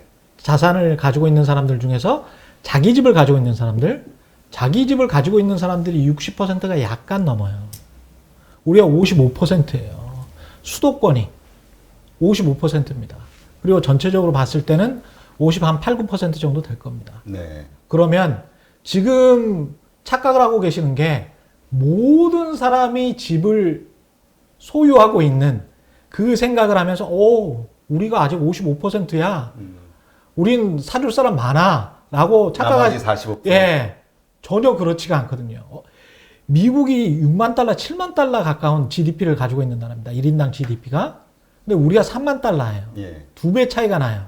근데 거기가 해봐야 60% 아주 높았을 때가 중반이고 61, 2%나 보통 선진국들이 우리가 남아있는 마진은 수도권 서울이라고 하더라도 5%에서 6%포인트 차밖에 안 나는 거예요. 그러면 지금 누가 사줄 거냐라고 말씀하셨는데 결국은 엔진룸 속에 있는 작은 아이가 사줘야 되는 거예요. 그걸 로버트 라이시 교수, 미국의 노동부 장관 했던 분인데 그분이 미국의 노동 인구를 이렇게 잘라서 아주 간결하게 설명을 하는 게 현재 플랫폼 시대에 접어들어서 한 35%까지 플랫폼 아주 부자 1억 이상 받는 연봉자들, 고액 연봉자들이 생겨난 거죠. 사실이에요. 우리나라도 거의 비슷합니다. 그리고 30%는 거의 비슷하게 살고 30%는 영원히 그렇게 가지 못하는 체제입니다. 그리고 계속 설국열차는 돌고 있습니다. 근데 나머지 40%한테 집을 사달라고요? 살 돈이 없어요. 그래서 나머지 마진이 끽해야 44%에서 5%고 우리는 인구 구성도 그렇게 돼 있다. 그래서 되게 전제조항이 많은 분들이 이렇게 말씀하세요. 누구나 다 예를 들어서 좋은 지역에 살고 싶어 하잖아. 예, 그렇죠. 근데 살고 싶은 거하고 그러니까 최 기자님 말씀하신 건 사는 거하고 다른 문제예요. 그럼 예를 들어서 다 사고 싶죠. 다 사고 싶은데 못 사는 거잖아요. 그게 경제적 논리고. 그래서 그러면 내가 너 사고 싶으니까 대출을 더 해줄게. 이렇게 하는 건데 한계가 임계점에 도달한 거죠. 그러니까 하는 거고 점점 더. 근데 모든 사람이 사고 싶다고 해서 그 가격이 계속 오르는 건 아니지 않습니까? 그러니까 예를 들어서 다이아몬드를 모두 다 갖고 싶다고 해서 다이아몬드 가격이 그럼 계속 오르는 거 아닌 것처럼 일종의 부담 능력이 있어야 되고 살만한 능력을 감안해 볼 때 저희가 이거를 단순하게 감정적으로 접근할 필요는 없다는 거죠. 예를 들어서 서울의 아파트는 누구나 다 사고 싶어 해야 하고 서울의 아파트를 살 사람이 과연 얼마나 있는가하고는 다른 문제라는 겁니다. 네. 알겠습니다. 하여튼 그 부분은 한번 생각해 볼 여지가 있는 것 같네요. 그러니까 지금 시점에서 오르는 게 중요한 게 아니라 지금 시점의 가격이 중요한 게 아니라 내가 팔아야 되는 시점, 그것이 5년, 10년 언제가 될지 각자 있으시겠죠. 그 생각들이. 그때의 가격이 어떻게 될 것이냐. 그렇습니다. 네. 네. 근데 어쨌건 좀 분위기로 봐서는 그러니까 이 돌아가는 긴박한 어떤 그 조바심 때문에 자꾸 영끌하시는 분들, 이분들은 정말 일단 말려야 되는 상황인 것 같기는 해요. 빚은 절대 안 됩니다. 네. 주식이건 부동산이건 특히 부동산은 목돈이기 때문에 목돈 빚은 지금 상황은 정말 알겠습니다. 그러면 이제 이런 상황, 말씀하신 이런 전반적인 것들을 바탕으로 그러나 사실 부동산 투자도 사실은 건전한 투자 행위 중에 하나잖아요. 우리가 어떤 원칙을 가지고 하는 게 필요할까요? 부동산 투자를 할 때는.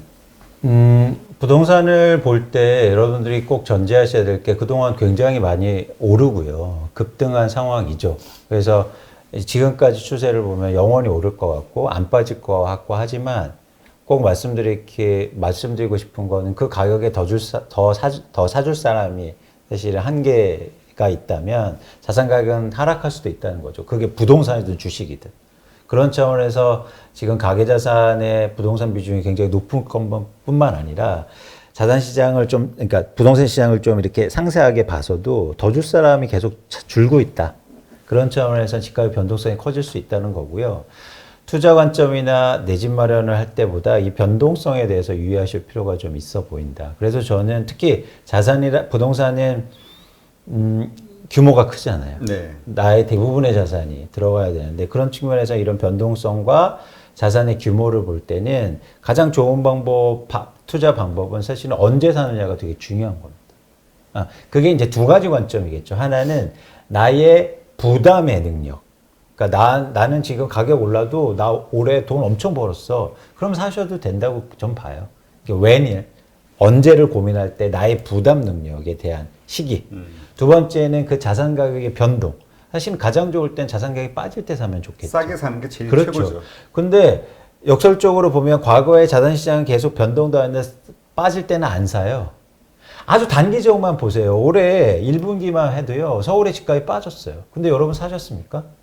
사실은 안 사요. 그 증명한 근거가 거래량이 줄어요. 빠질 때. 그러니까 빠질 때는 더 빠질까 봐 안 산다는 거죠. 그런 측면에서는 이 웬을 두 가지 관점. 그러니까 부동산 시장 웬이 되게 중요하다. 하나는 나의 부담의 웬. 그리고 하나는 자산 시장의 변동의 웬. 그래서 언제를 좀 고민하셨으면 좋겠다라는 생각이 듭니다. 네. 그리고 주식 투자와 관련해서는 어떻게 하는 게 좋을까요? 아니 근데 이광수 의원님한테 주식 투자를 어떻게 하면 좋을까요? 질문을 하는데 왜 이렇게 낯설지? 네. 말씀드리면 저는 주식을 분석하고 산업을 분석한 애널리스트이긴 합니다. 네. 거의 뭐 애널리스트 15년 했고요. 네. 네. 자산시장에 또 변곡점에도 많이 와 있었고. 왜냐면 지금 이것도 같은 논리인 것 같아요. 지금 유동성이라는 게 있기는 하지만 지금 상당히 버블 상황이라고 보는 실적 대비 실물 경제 대비 버블이라고 주장하는 의견도 팽팽하고 네. 그 다음에 유동성이라든가 이런저런 것들을 봐서는 아직은 더 그렇죠. 버블의 기간도 생각보다는 길다 이런 논리를 펴시는 분들도 많거든요. 그래서 저는 여러분들이 그 주식시장을 대할 때는 아예 그런 걸 떨치셨으면 좋겠어요. 전망하지 마시라. 전망에서 오는 지금 최근에 이건 죄송합니다. 근데 최근에 개인들이요 인버스를 사고 있다는 거죠. 그러게요. 인버스 자, 투자를 많이 한다고. 인버스 무려 곱배 곱버스. 곱버스라고 곱버스. 하죠. 자, 이건 전형적으로 시장을 예측하는 행위예요. 주식시장이 떨어질까봐. 근데 주식 투자는 그렇게 하는 게 아닙니다. 주식 투자는요, 말씀드렸듯이 이제는 웬이 아니고요, 와세 해야 돼요. 내가 뭘 해야 되느냐. 근데 왜 이게 중요하냐면 주식시장은 유동성이 있기 때문에 언제나 사고 팔 수 있잖아요. 부동산은 언제나 사고 팔 수 없기 때문에 언제가 중요하지만 주식은 언제나 사고 팔 수 있기 때문에 왓이 더 중요합니다. 그래서 주식시장에 뭐 오를 거야 빠질 거야 그래서 난 주식시장에 떨어질 거야 오를 거야 제발 베팅하지 마시라는 거예요. 대신 여러분들이 좋게 생각하는 회사에 베팅하세요. 회사에 투자하시고. 그러면 언제의 고민이 여러분 사라지실 거예요. 투자하실 때는 투자는 기쁜 마음으로 해야 됩니다. 근데 주식시장 왜 안 빠지나 아침에 일어나면 뭐 왜 안 빠지지? 나 곱버스 사놨는데 아니면 레버리지 사놨는데 왜 안 오르지? 그거는 사실은 투자로 주식 투자를 하시는 게 아니에요. 그래서 왓에 고민하셨으면 좋겠다. 그래서 사실 언제보다도 주식 투자를 투자 목적으로 투자로 생각하실 때는 왓이 하는 거죠. 그래서 뭐 여러분 우리의 투자의 구류들이 나와서 뭐 내년 주식시장이 안 좋을 겁니다. 이렇게 얘기하는 사람은 없어요. 대부분 헤지 펀드 매니저들이 그렇게 예측할 뿐이에요. 그건 되게 투기입니다. 투기. 투자자들이 워렌 버핏이 내년에 주식시장이 얼마 갈 거야 이런 말씀 못 들어보셨잖아요. 그냥 내가 좋게 보는 주식을 계속 사는 거죠. 그래서 투자로 주식시장을 보실 때는 여러분들이 그렇게 하셨으면 좋겠다. 이게 주식하고 부동산은 완전히 다른 겁니다. 네. 근데 지금 반대를 하고 있어요. 부동산은 왓을 더 고민하는 거죠. 그래서 야 입지가 좋대. 여기 개발 호재가 있대. 그래서 왓을 더 고민해요. 여기가 뭐 교육이 좋대. 여러분 그건 다 알고 있는 사실이에요. 누가 몰라요 그걸.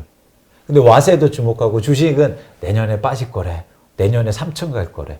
이런 외세도 고민하는 거. 이거를 좀 완전 바꿔서 틀을. 그래서 고민하셨으면 좋겠다. 이게 바로 투자하는 거라고 저는 보고 있습니다. 네. 그러니까 근본적으로 우리가 투자에 대한 마인드, 투자를 사실 이제까지 좀 공부를 하고 이런저런 이야기하면 이제 보통 주식에 대해서 우리가 포커스를 맞췄잖아요. 근데 투자라는 개념에서 이 자산 시장을 분리하고 있는 그 부동산과 그 주식 이 양쪽에 대한 투자 원칙 같은 게 분명히 있어야겠네요. 그렇습니다. 다른 원칙이. 그렇습니다. 남들하고 다르게 해야 돈을 벌죠. 남들하고 다 같이 시장 예측하고 이래서 어떻게 주식 투자해서 돈 여러분이 생각하시는, 여러분이 공부하셔서 이건 진짜 좋은 회사야.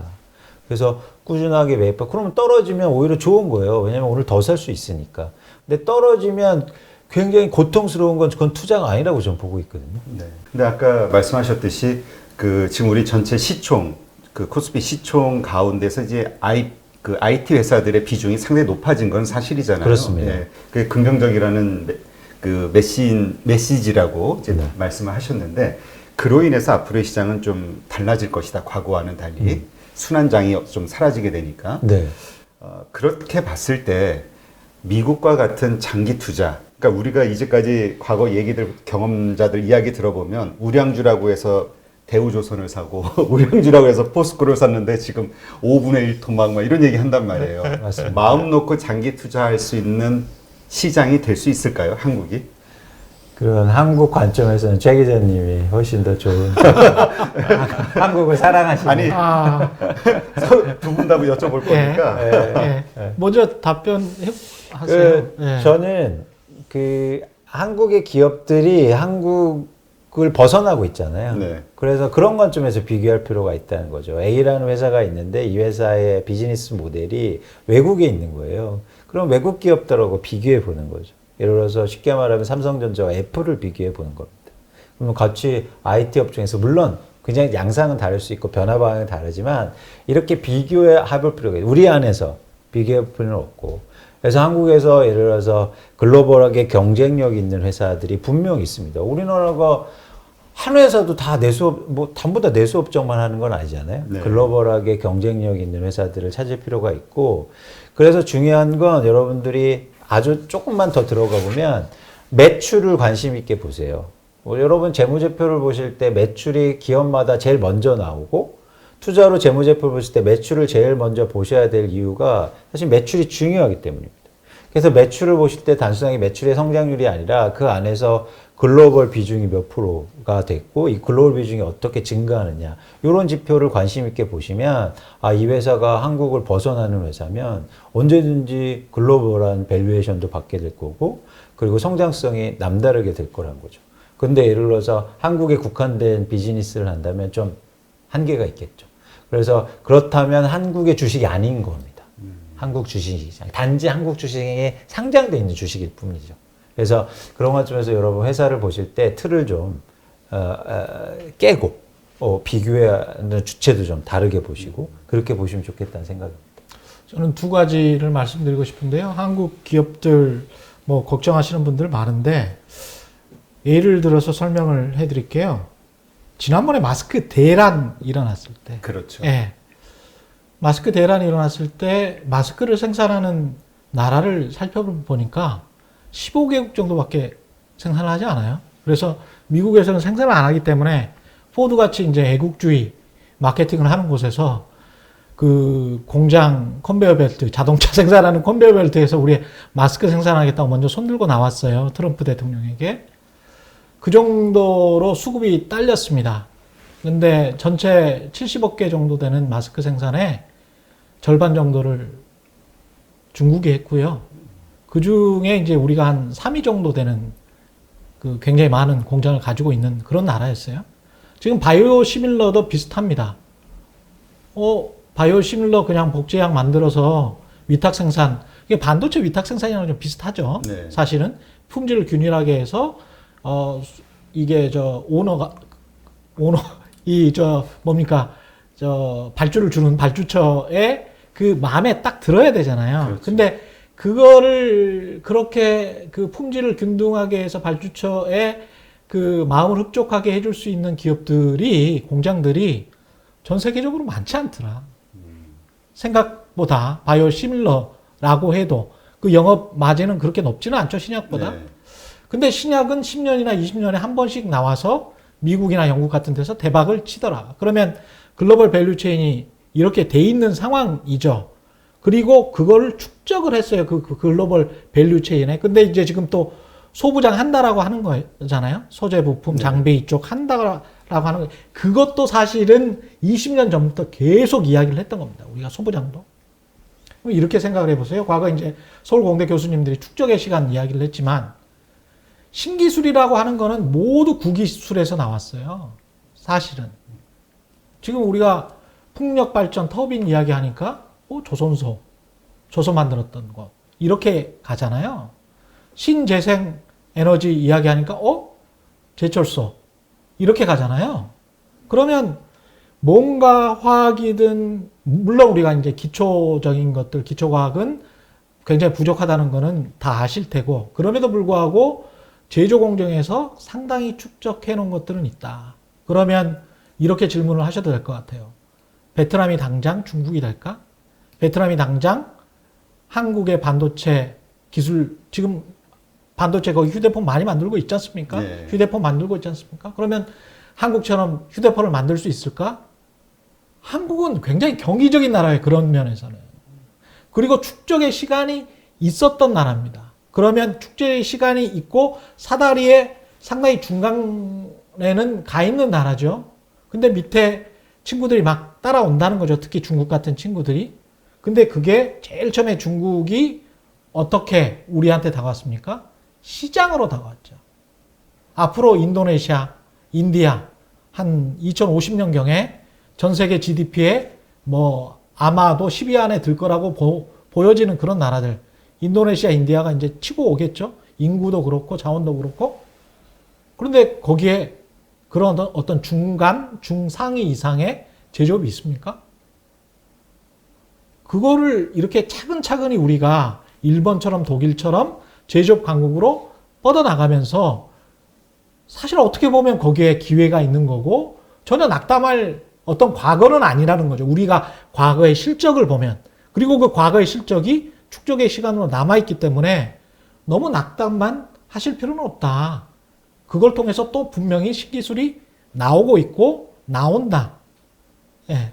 네, 그래서 앞으로 비전을 갖고 투자를 할 수 있다. 저는 그런 측면에서는 그렇죠. 한국 주식도 그렇고 중국 주식도 그렇고 상당히 비전을 갖고 투자할 만하다. 그리고 이제 중국이 생산 활동 인구가 5년 전부터 이렇게 줄어들었지 않습니까? 네. 그것도 본다면 그러면 다른 곳 그러면 인도네시아, 인디아 이렇게 우리가 주목하자는 신남방 정책 그렇죠. 예. 이거는 문재인 정부뿐만이 아니고 그 전 정부부터 계속 그랬던 거예요. 모든 산업 정책은 20년 전부터 거의 비슷한 겁니다. 지금 무역 정책도 마찬가지고 그게 한국 안에서만 보시면 그렇지만 전 세계적 관점에서 보면 한국은 상당히 그래도 꾸역꾸역 전진하고 있는 나라입니다. 예. 알겠습니다. 그러면 이번에는 그 시장이 변화됐을 때 어떤 일들이 발생할 것인가? 특히 지금 가장 크게 많은 분들이 투자자들이 고민하고 있는 게 이제 금리 인상이 어떤 시그널이 나왔을 때 인상이 됐을 때도 그렇고요. 어떻게 변할 것인가에 대해 두려워하거든요. 이 자산 시장이. 예, 제가 먼저 말씀드리면 사실 금리 향후 변화는 가장 큰 리스크죠. 그러니까 변동성을 일으키는. 그동안 계속 금리가 내려왔는데 최근에 보시면 이미 실질 금리가 조금씩 상승하면서 시장에 막 고민들이 생기기 시작했고요. 그러면서 만약에 정책금리, 기준금리를 올리면 시장의 큰 변동성이 어떻게 일어날까? 근데 과거의 흐름을 보면, 그러니까 뭐 주식시장 할 거 없이 부동산 시장 다들 뭐 하향으로 가기 시작합니다. 왜냐하면 레버리지가 감소하고 이제 사람들이 공포를 갖기 시작하죠. 사실 금리는 이 기준금리 자체는 그러니까 투자에서 중요한 격언 중에 뭐냐면 중앙은행하고 싸우지 마라. 네, 페드하고 싸우지 마라. 이런 측면인데 그래서 저희가 이제 금리 인상은 무조건 악재인 건 맞아요. 근데 이 악재를 사실은 저는 어떻게 기회로 어떻게 삼을 것인가 이게 되게 중요한 거죠. 네. 그런 측면에서 예를 들어서 이제 두 가지 경로인데요. 하나는 이제 코로나19가 다시 이제 재확산되고 있는데 그러면서 이제 금리 인상이 뭐 당분간 또 힘들지 않을까, 지연되지 않을까 이런데 방향성은 있잖아요. 그러니까 여기서 더 내려가기는 사실 좀 제한적인 상황이고 그렇다면 향후로 오를 것인 게 이게 내년이냐 내후년의 관건인데 그렇게 됐을 때 우리가 어떻게 대응할 것인가. 그런 차원에서는 저희가 몸을 가볍게 할 필요가 있습니다. 그렇죠? 이건 정답을 아는 일종의 시험 같은 거거든요. 그래서 몸을 여러 번 이 기간 동안 최대한 가볍게 했으면 좋겠다. 그래서 저희가 부동산을 투자 목적으로 봤을 때 리스크한 거예요. 몸을 가볍게 할 수 없다는 거죠. 갑자기 사놓고 내년도에, 2022년도에 금리 인상인데, 그럼 어떻게 빠지겠네? 그래서 팔 수 있는 게 아니잖아요. 그런 차원에서는 몸을 가볍게 하는 게 되게 중요하다. 그래서 2021년도의 화두는 여러분들이 갖고 있는 자산을 어떻게 가볍게 재편성, 재구성하느냐가 저는 굉장히 중요한 화두라고 생각합니다. 그래서 이런 것들이 다시 정상화 될 거예요. 코로나19 때문에 우리가 계속 고통받을 수 있지 않고 누군가 이제 또 여행도 가고 쇼핑도 가게 되고 다시 사무실에 출근하고 뭐 이런 과정이 있잖아요. 네. 이게 변하지 않는 과정이면 그런 과정을 이제 준비하는 그런 걸로 여기셨으면 좋겠다는 생각입니다. 네. 그 세계 경제를 위해서라도 인플레이션이 와야죠. 인플레이션이 와서 금리를 인상한다는 것은 경제 성장이 앞으로 파지티브하다, 긍정적이다 이런 전망이잖아요. 그렇죠. 그래서 결국은 인플레이션이 와야 되고 그게 서민 경제에도 좋고 전 세계 경제에도 좋고 한국 경제에도 좋은 거는 사실입니다. 근데 투자적 관점으로 봤을 때 지금 현재 만약에 빚을 내서 투자를 하신다면 그건 빚을 줄여가는 기간으로 이 초저금리를 좀 삼으셔야 된다. 저는 이광수 의원보다는 좀 더 정책금리는 시간이 많이 걸릴 것이다. 몇 년 더 걸릴 것 같다라는 생각을 가지고 있습니다만 그럼에도 불구하고 말씀하신 것처럼 소음은 그래서 시장금리 소음은 굉장히 2021년 하반기에 갑자기 또 소음이 날 수도 있어요. 2021년 계속 초저금리니까 우리 그냥 넉넉고 계속 투자할 그런 해가 없었잖아요. 그렇죠. 여러분 기억해 보시면 아시지만 소음은 분명히 납니다. 오, 좋아진 것 같아. 재개할 것 같아. 이러면 좋은 거 아니야? 아니면 어떤 나라가 더 이상 못 버텨. 아직 특정 국가를 거론하기는 힘들지만. 신흥국들이 지금 되게 부채 문제가 예, 심각하다고 하죠. 그렇죠. 그 다음에 특히 이제 유럽의 과거 피그스 같은 경우도 그렇고 중국은 아직 버틸 힘이 있는 것 같습니다만은 어떻게 하지? 그러면 유로존 위기 또 나오잖아요. 2010년, 11년처럼. 그러면 그게 소음인 거죠. 그러면 이거 어떻게 해야 되지? 계속 또 돈 풀어야 되나? 이렇게 되는 거죠. 그러면 또 페드가 정리는 또 해줄 거예요. 미국 관점에서 계속 저금리로 가야 되는 상황이 유리하다고 하면 몇 년은 그렇게 갈 거는 같지만 그 가운데 엄청난 소음을 버티려면 부동산으로 버틸 수 있을까? 예. 그러네. 예. 그러니까 그 두 분 말씀 들어보면은 일단은 기본적으로 변동성에 대한 염려인 그렇죠. 거잖아요. 예. 그렇게 됐을 때 대처하기가 쉽게 될 수 있는 그런 그렇죠. 상황을 만들어라. 그렇죠. 예. 근데 이런 아까 웬을 말씀하셨으니까 네. 2023년 페드가 얘기한 것은 2023년까지니까 네. 2022년 지금쯤 빚 좀 써서 하다가 2022년쯤 슬슬 정리하면 되지 않을까? 이렇게 생각하는 분들도 있을 거란 말이에요. 그렇게 생각하면 이제는 유동성이 많은 자산이면, 유동성이 높은 자산이면 가능한데, 예를 들어서 그거를 빚을 일으켜서 유동성이 없는 자산에 사놨으면 대응이 안 되잖아요. 근데 저는 이 대응을 떠나서 저는 기회를 잃잖아요. 이게 더 안타까운 거죠. 제가 뭐 좀 막말 보태서 한번 그냥 인생 사는 건데, 그러면 기회를 잡아야 될 거 아니에요. 근데 기회가 올 수도 있단 말이에요. 왜 그 기회를 그렇죠. 만약에 못 잡으면 또 그냥 똑같다는 거죠. 가지고 내가 투자 자금, 투자 원금을 통해서 얻을 수 있는 수익률. 그렇죠. 예, 그 얘기를 그렇죠. 하시는 예를 들어서 뭐 변동성이 커져서 지금 계속 오르지만 어떤 자산이 가격이 떨어졌습니다. 돈이 있어서 살 거 아니에요. 그 질문을 드릴게요. 네. 그 소제목에 나와 있던데 20억짜리 강남 아파트를 드릴까요? 아니면 받으시겠어요? 아니면은 삼성전자 20억짜리 삼성전자 받으시겠어요? 당연히 삼성전자 주식입니다. 그건 당연하죠. 아니, 그건 당연하죠. 논란이 오지. 이런 관점. 네, 지금 그렇죠. 같이 예. 집값에 포함되는 내가 10억을 주고 집을 살 거냐, 10억에 주식을 살 거냐, 이 관점으로 그렇죠. 어디가 더 수익률이 높을 것이냐. 우리가 수익률뿐만이 아니고 그 주식 투자에서 가장 중요한 인트린식 밸류 있지 않습니까? 네. 내재 가치를 알아내려고 지금 애널리스트 분들도 열심히 노력하시는 거잖아요. 건물이나 부동산은 내재 가치가 없어요. 그리고 35층으로 이미 지었잖아요. 무슨 내재 가치가 있어요? 그걸 다시 부수고 100년 후에 그걸 할 때까지 그 재건축 될 때까지 어떻게 그때는 100층 되겠지 이렇게 하시면서 사실 수는 없는 거잖아요.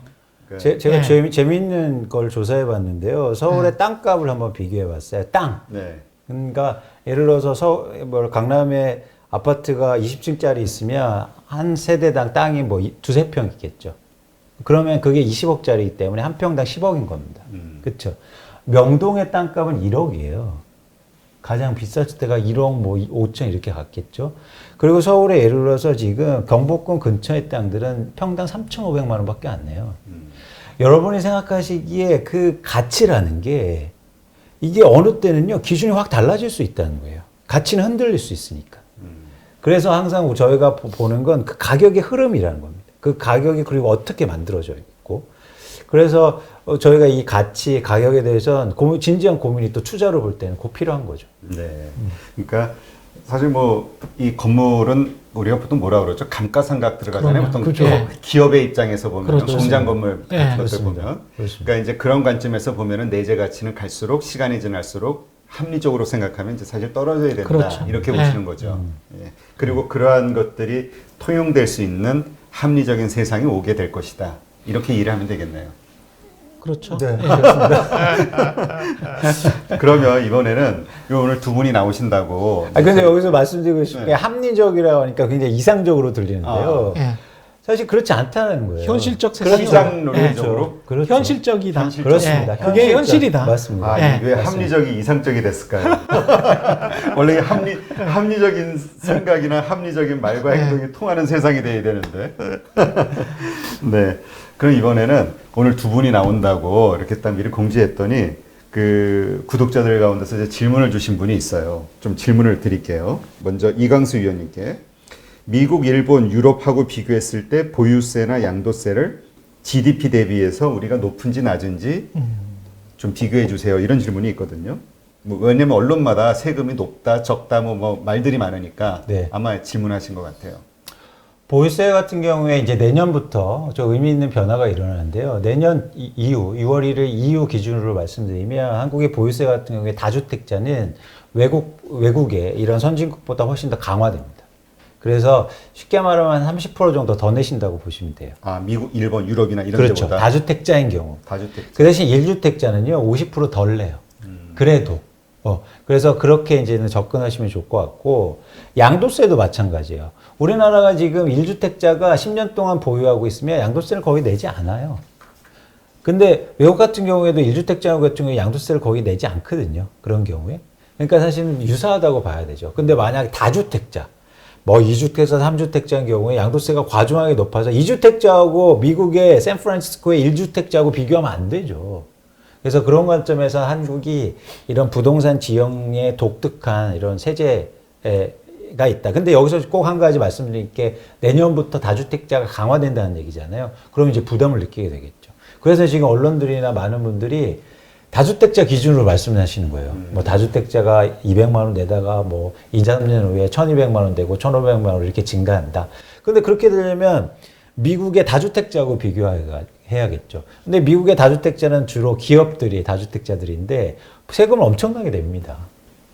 그렇게 비교 기준에 따라서 좀 여러분들이 다르게 보실 필요가 있다는 생각입니다. 제가 한마디만 네. 보탤게요. 그 GDP 대비로 이렇게 자꾸 계산을 하는 언론들이 있는데 이거는 저는 거의 사기라고 봅니다. 이유는요? 일본이 이런 식으로 따지면요. GDP 대비 보유세가 굉장히 높아요. 3점 몇 프로 나올 거예요. 그 왜 그러냐면요. 간단히 생각을 해보세요. 일본이 자산 버블이 있었을 때 일본 땅을 다 팔면 일본 부동산을 다 팔면 캐나다를 몇 개를 사. 이런 이야기 했잖아요. 그랬죠. 그렇죠? 그럼 우리가 지금 GDP가 한 2,000조 정도 된단 말입니다. 그러면 땅값이 뭐 한 6,000조라고 쳐요. 그러면 GDP에 이미 부동산이라는 자산의 가치가 3배예요. 미국이나 다른 나라들, 가령 이제 부동산 가격이 그렇게 그 나라 사이즈에 비해서 나라 사이즈가 워낙 크다 보니까 GDP도 뭐 한 21조 달러 정도 되잖아요. 그러면 GDP 대비 자산 가치가 한두 배 되는 나라하고 3배, 4배 되는 나라하고는 이 자산 가치 자체가 크죠. 그렇기 때문에 거기에 1%를 부과를 하면 6,000조에 1%면 60조가 되나요? 그렇게 되죠? 네네. 60조와 GDP, 제가 이제 우리나라가 2,000조라고 했죠? 그 2,000조를 대비해서 세금이 얼마예요? 이렇게 이야기를 하는 거예요. 그렇기 때문에 자산 가치가 그렇게 큰 상황에서 이미 부동산에 자산에 거품이 끼어 있는 나라들, 일본이나 한국처럼 땅덩어리가 작은 나라들의 GDP 대비 뭐 자산의 보유세, 양도세를 비교를 하는 거는 굉장히 사기적이고 기만적인 거고요. 모든 나라는 자산의 시세 대비 보유세를 이야기를 하는 겁니다. 그러니까 미국의 뉴욕 맨하탄에 20억짜리, 200만 불짜리 아파트, 그것과 서울 강남의 20억짜리 아파트의 보유세를 비교를 해야 적정 비교가 되는 것이지, GDP 대비 보유세를 비교해 주세요. 이거는 GDP 대비 자산 가치가 너무 높아버린 나라와 아주 낮은 나라들을 그 상대적인 거를 다 무시해버리고 비교를 하는 거거든요. 이런 식으로 장난을 치는 거죠. 제가 보기에는. 네. 예. 그러니까 지금 비교 그 데이터 자체가 좀 부적절하다 이렇게 보시는 거군요. 이런 게 이제 언론들의 사기입니다. 예. 언론의 사기. 예. 그러니까 이런 식으로 비교를 하는 나라가 없어요. 왜냐하면 세금을 부과를 할 때 GDP 대비 보유세를 비교하는 나라는 없잖아요. 다른 나라는 다 그렇게 하나요? 당연히 시세 시세. 대비. 그렇죠. 우리만 GDP 대비로 계산하는 그냥 거. 미국 같은 경우에 약간 좀 다른 게 똑같습니다. 그러니까 가령 뭐 20억이면 1% 보유세 내면 4천만 원 내야 되는 거잖아요. 네. 존리 대표가 우리 최경련 경제쇼에 나와서 본인이 냈던 그 액수를 명확하게 말씀을 하셨어요. 아, 그래요? 예. 그러니까 4천만 원, 5천만 원 냈다. 20억짜리 살면서. 말이 필요 없는 거죠, 그거는. 예. 근데 그러면 이제 언론이 네. 그렇게 하는 것은 의도적인 어떤 착시 현상을 일으키는 거라고 보시는 건가요? 저는 이거는 이런 식의 이제 자료들이 많이 돌아다니더라고요. 그래서 좀 기분이 나빴어요. 이거는 국민을 속이는 거다. 예. 숫자를 가지고 국민을 속이는 거다. 그 바탕에는 아까 우리 잠깐 다뤘지만은 그 건설사라든가 그다음에 언론 자체도 이해관계자가 돼 있는 거잖아요. 그렇죠. 예. 이 주택, 이 부동산과 관련된. 예. 그렇기 때문에 어떤 의도적인 행위일 수도 있다. 이렇게 저는 이거를 기자가 무분별하게 그냥 받아쓰기 하는 사람이면 멍청한 거고요. 그 다음에 아까 상식적으로 제가 말씀드렸잖아요. GDP와 자산 가치에 네. 관해서. 그걸 상대적으로 이렇게 그 상대성을 다 묵살하고 이렇게 비교를 하는 거는 어떤 경제학자가 어떤 통계학자가 이렇게 할까요? 그거는 어떤 편을 드는 것밖에 안 되죠. 네. 예.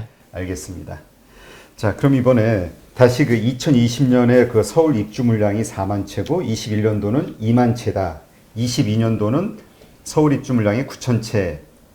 그러니까 점점 갈수록 적어진다 이 얘기죠. 네. 그러면 이건 가격이 하락의 요소가 되는 게 아니라 더 폭등할 수 있는 이유가 되는 거 아니냐 이런 질문을 남겨주셨네요. 자, 이제 두 가지로 이게 중요한 문제인데요. 왜냐하면 이 수치를 통해서 많은 분들이 부동산 시장을 얘기하고 있어요. 그럼 제가 질문을 한번 드려볼게요. 예를 들어서 2015년도에, 16년도에 서울의 입주 물량이 거의 5만 채, 6만 채에 육박했습니다. 근데 과거 평균은 2만 채에서 50%, 그러니까 거의 2배 이상 증가한 거잖아요. 그럼 2016년도에 집값이 빠졌나요? 그러니까 입주 물량이 증가한다고 해서 집값이 빠진다는 건, 아니면 입주 물량이 줄어든다서 집값이 오른다는 건 굉장히 순진한 생각이라는 거죠. 예를 들어서 입주 물량이 많아도 다주택자들이 엄청 사요. 그리고 한 주택자 이상 말고 막 사면 그게 무용지물이잖아요. 반면에 입주 물량이 줄어들어도, 예를 들어서 누군가 집을 시장에 내놓는 매물이 증가하면 오히려 공급이 증가한다는 거죠. 그런데 내년부터요, 올해 이미 말부터 특히 임대사업자 같은 경우에 전국적으로 40만 채 이상이 임대사업자가 종료가 됩니다.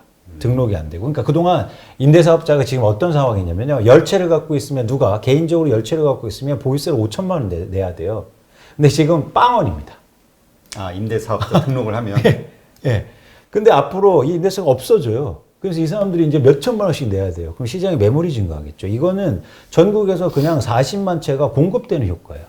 아, 현재 그런 채수가 40만 채 가까이 그렇습니다. 되나요? 매년 40만 채, 50만 채, 60만 채씩 매년 10만 채씩 증가합니다. 근데 이게 이제 내년부터 시작되거든요. 그러니까 이런 차원에서 저희가 너무 단순하게 입주 물량이 줄어든다고 해서 가격이 오른다는 것도 별개의 문제다. 그렇다면 과거에 입주 물량이 2배 증가했을 때는 왜 가격이 안 빠졌냐? 그 지점이고요. 두 번째는 이제 영향은 전세 가격에 미칠 거예요. 그러니까 전세는 뭐냐면 실공급, 그러니까 투자 목적으로 전세를 살거나 전세를 내놓진 않죠. 그런 관점에서 실제로 입주 물량이 줄어들면 전세 가격이 오를 건데, 그래서 저희가 고민해야 될 건 전세 가격이 올라서 그러면 가격이 오를 수밖에 없지 않느냐 이거죠. 이 지점이죠. 그런데 지금 약 70%, 정확히는 66% 정도가 계약갱신 청구권을 써서 전세 가격이 계속 눌려 있는 상황이에요. 그러니까 시장의 이런 상황에 따라서, 그러니까 새로 나온 물량은 급등할 수 있는데 전체 전세 가격, 평균 가격이 급등할 수 있는 현상은 제한적이다. 왜냐하면 임대차 3법 때문에. 예. 그게 물론 2년 안에 이제는 끝나긴 하지만, 그런 차원에서는 사실 이 전세 가격이 오른다고 해서 단순히 가격이 오르는 것도 좀 제한적일 수밖에 없지 않냐, 이런 전망을 하는 거고요.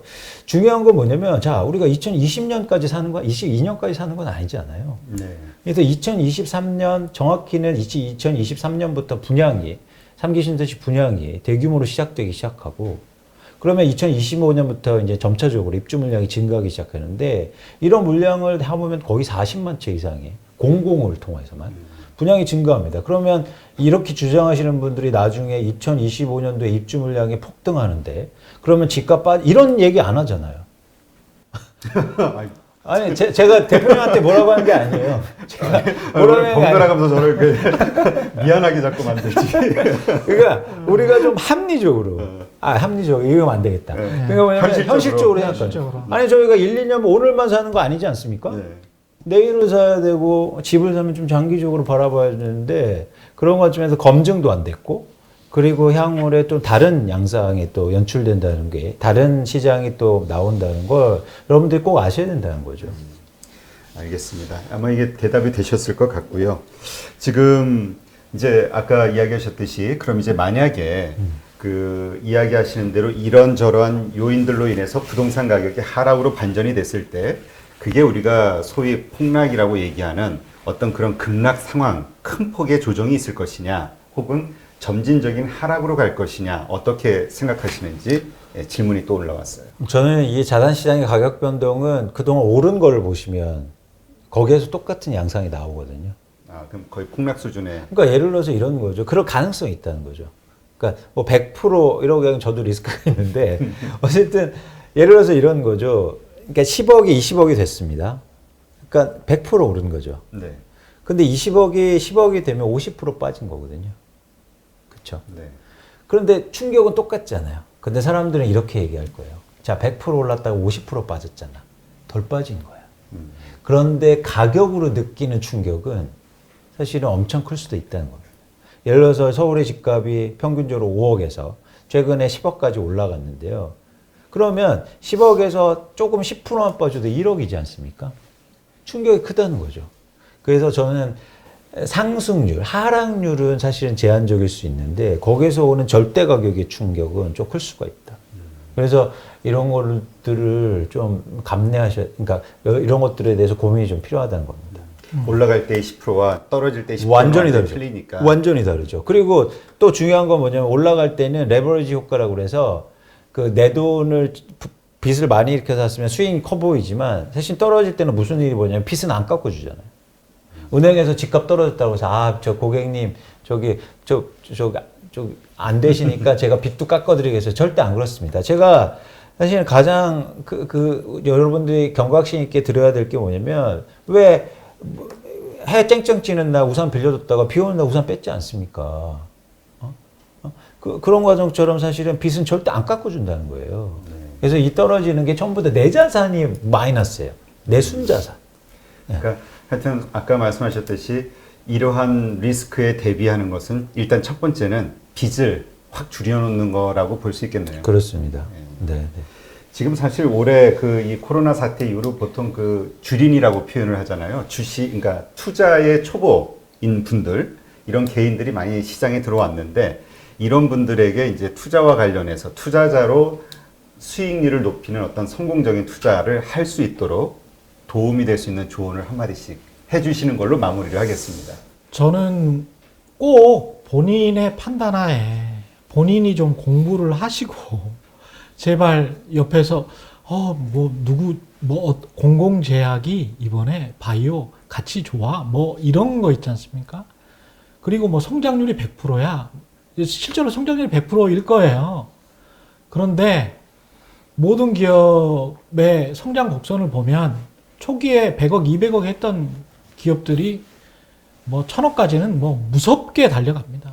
근데 1000억부터는 한계가 있거든요. 또 1조 가면 또 한계가 있는 것이고. 그래서 꼭 기업을 투자를 할 때 저는 남의 말 듣지 말고 본인이 열심히 공부해서 기업의 가치를 보는데 그 기업의 가치는 과거를 봐라. 제발 과거를 봐라. 과거를 보면 그리고 사실은 작은 기업에는 투자하지 마시라.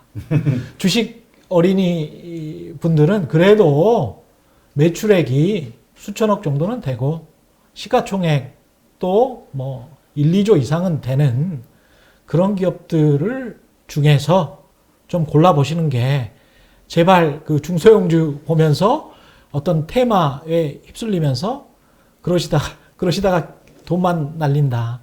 길게 20년, 30년 돌아가실 때까지 주식 투자를 해야 되는 거고 아이들에게 물려줘야 되는 거기 때문에 계속 그런 방식의 그리고 그런 투자 철학까지 물려줘야 되는 거거든요.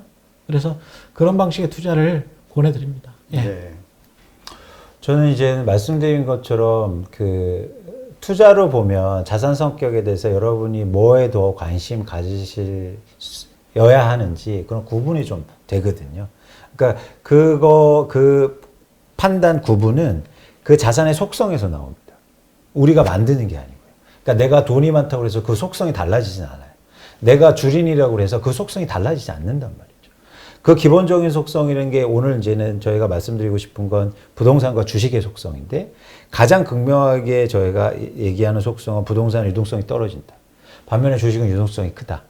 그렇기 때문에 부동산은 사실은 뭘 사는 것보다 언제 사느냐가 되게 중요한 거고 주식은 언제나 사고 팔 수 있기 때문에 뭘 사야 되느냐가 되게 관심 있게 보셔야 된다는 거죠. 그런 측면에서 여러분들이 이러세요. 처음에 시장에 뛰어드신 분들은 나한테 그러니까 나한테 고기를 좀 잡아줘. 어떤 고기가 좋은지 이렇게 하시지만 좀 더 긴 호흡에서 이 투자가 계속 반복되고 영원히 가야 되잖아요. 저희가 살아있는 동안. 그렇기 때문에 이렇게 투자가 지속되기 위해서는 사실은 고기가 어디에서 많은 건지 또 거기가 고기를 또 어떻게 미끼를 뭘 해야 되는지 이런 방법들에 대해서 관심을 가지셨으면 좋겠다는 거죠. 그래서 여러분 공부를 하실 때나 이러실 때는 그런 쪽에 더 열심히 하셨으면 좋겠어요. 그래서 어디가 좋대, 내년 주식시장이 어떻대 라는 것보다 그리고 누가 돈을 많이 벌었을 때 제가 보기에 돈 많이 버신 분들은요 대표님 뭐 동의하실지 모르겠지만 제가 볼 때 거의 70% 이상이 운입니다. 근데 운을 어떻게 배워요? 운을 어떤 사람이 부동산을요 2010년도에 사기 시작해서 지금 20채를 갖고 있다고 해요. 그래서 책을 쓰잖아요. 근데 그분을 절대 우리가 배울 수는 없다니까요. 왜냐하면 2010년으로 돌아갈 수 없기 때문에. 그러면 저는 그런 분들한테 야속한 거죠. 그런 분들이 자기 사기 시작할 때 책을 써야 되는데 다 사놓고 써. 그러니까 여러분 그 성공을 배우려고 하시지 말고 본질에 주목하시고 사실은 그러면 여러분들의 방식, 여러분들의 투자 방법이 분명히 생길 것으로 저는 생각하고 있습니다. 네, 알겠습니다. 네, 오늘 좀 특별한 시간을 준비했는데요.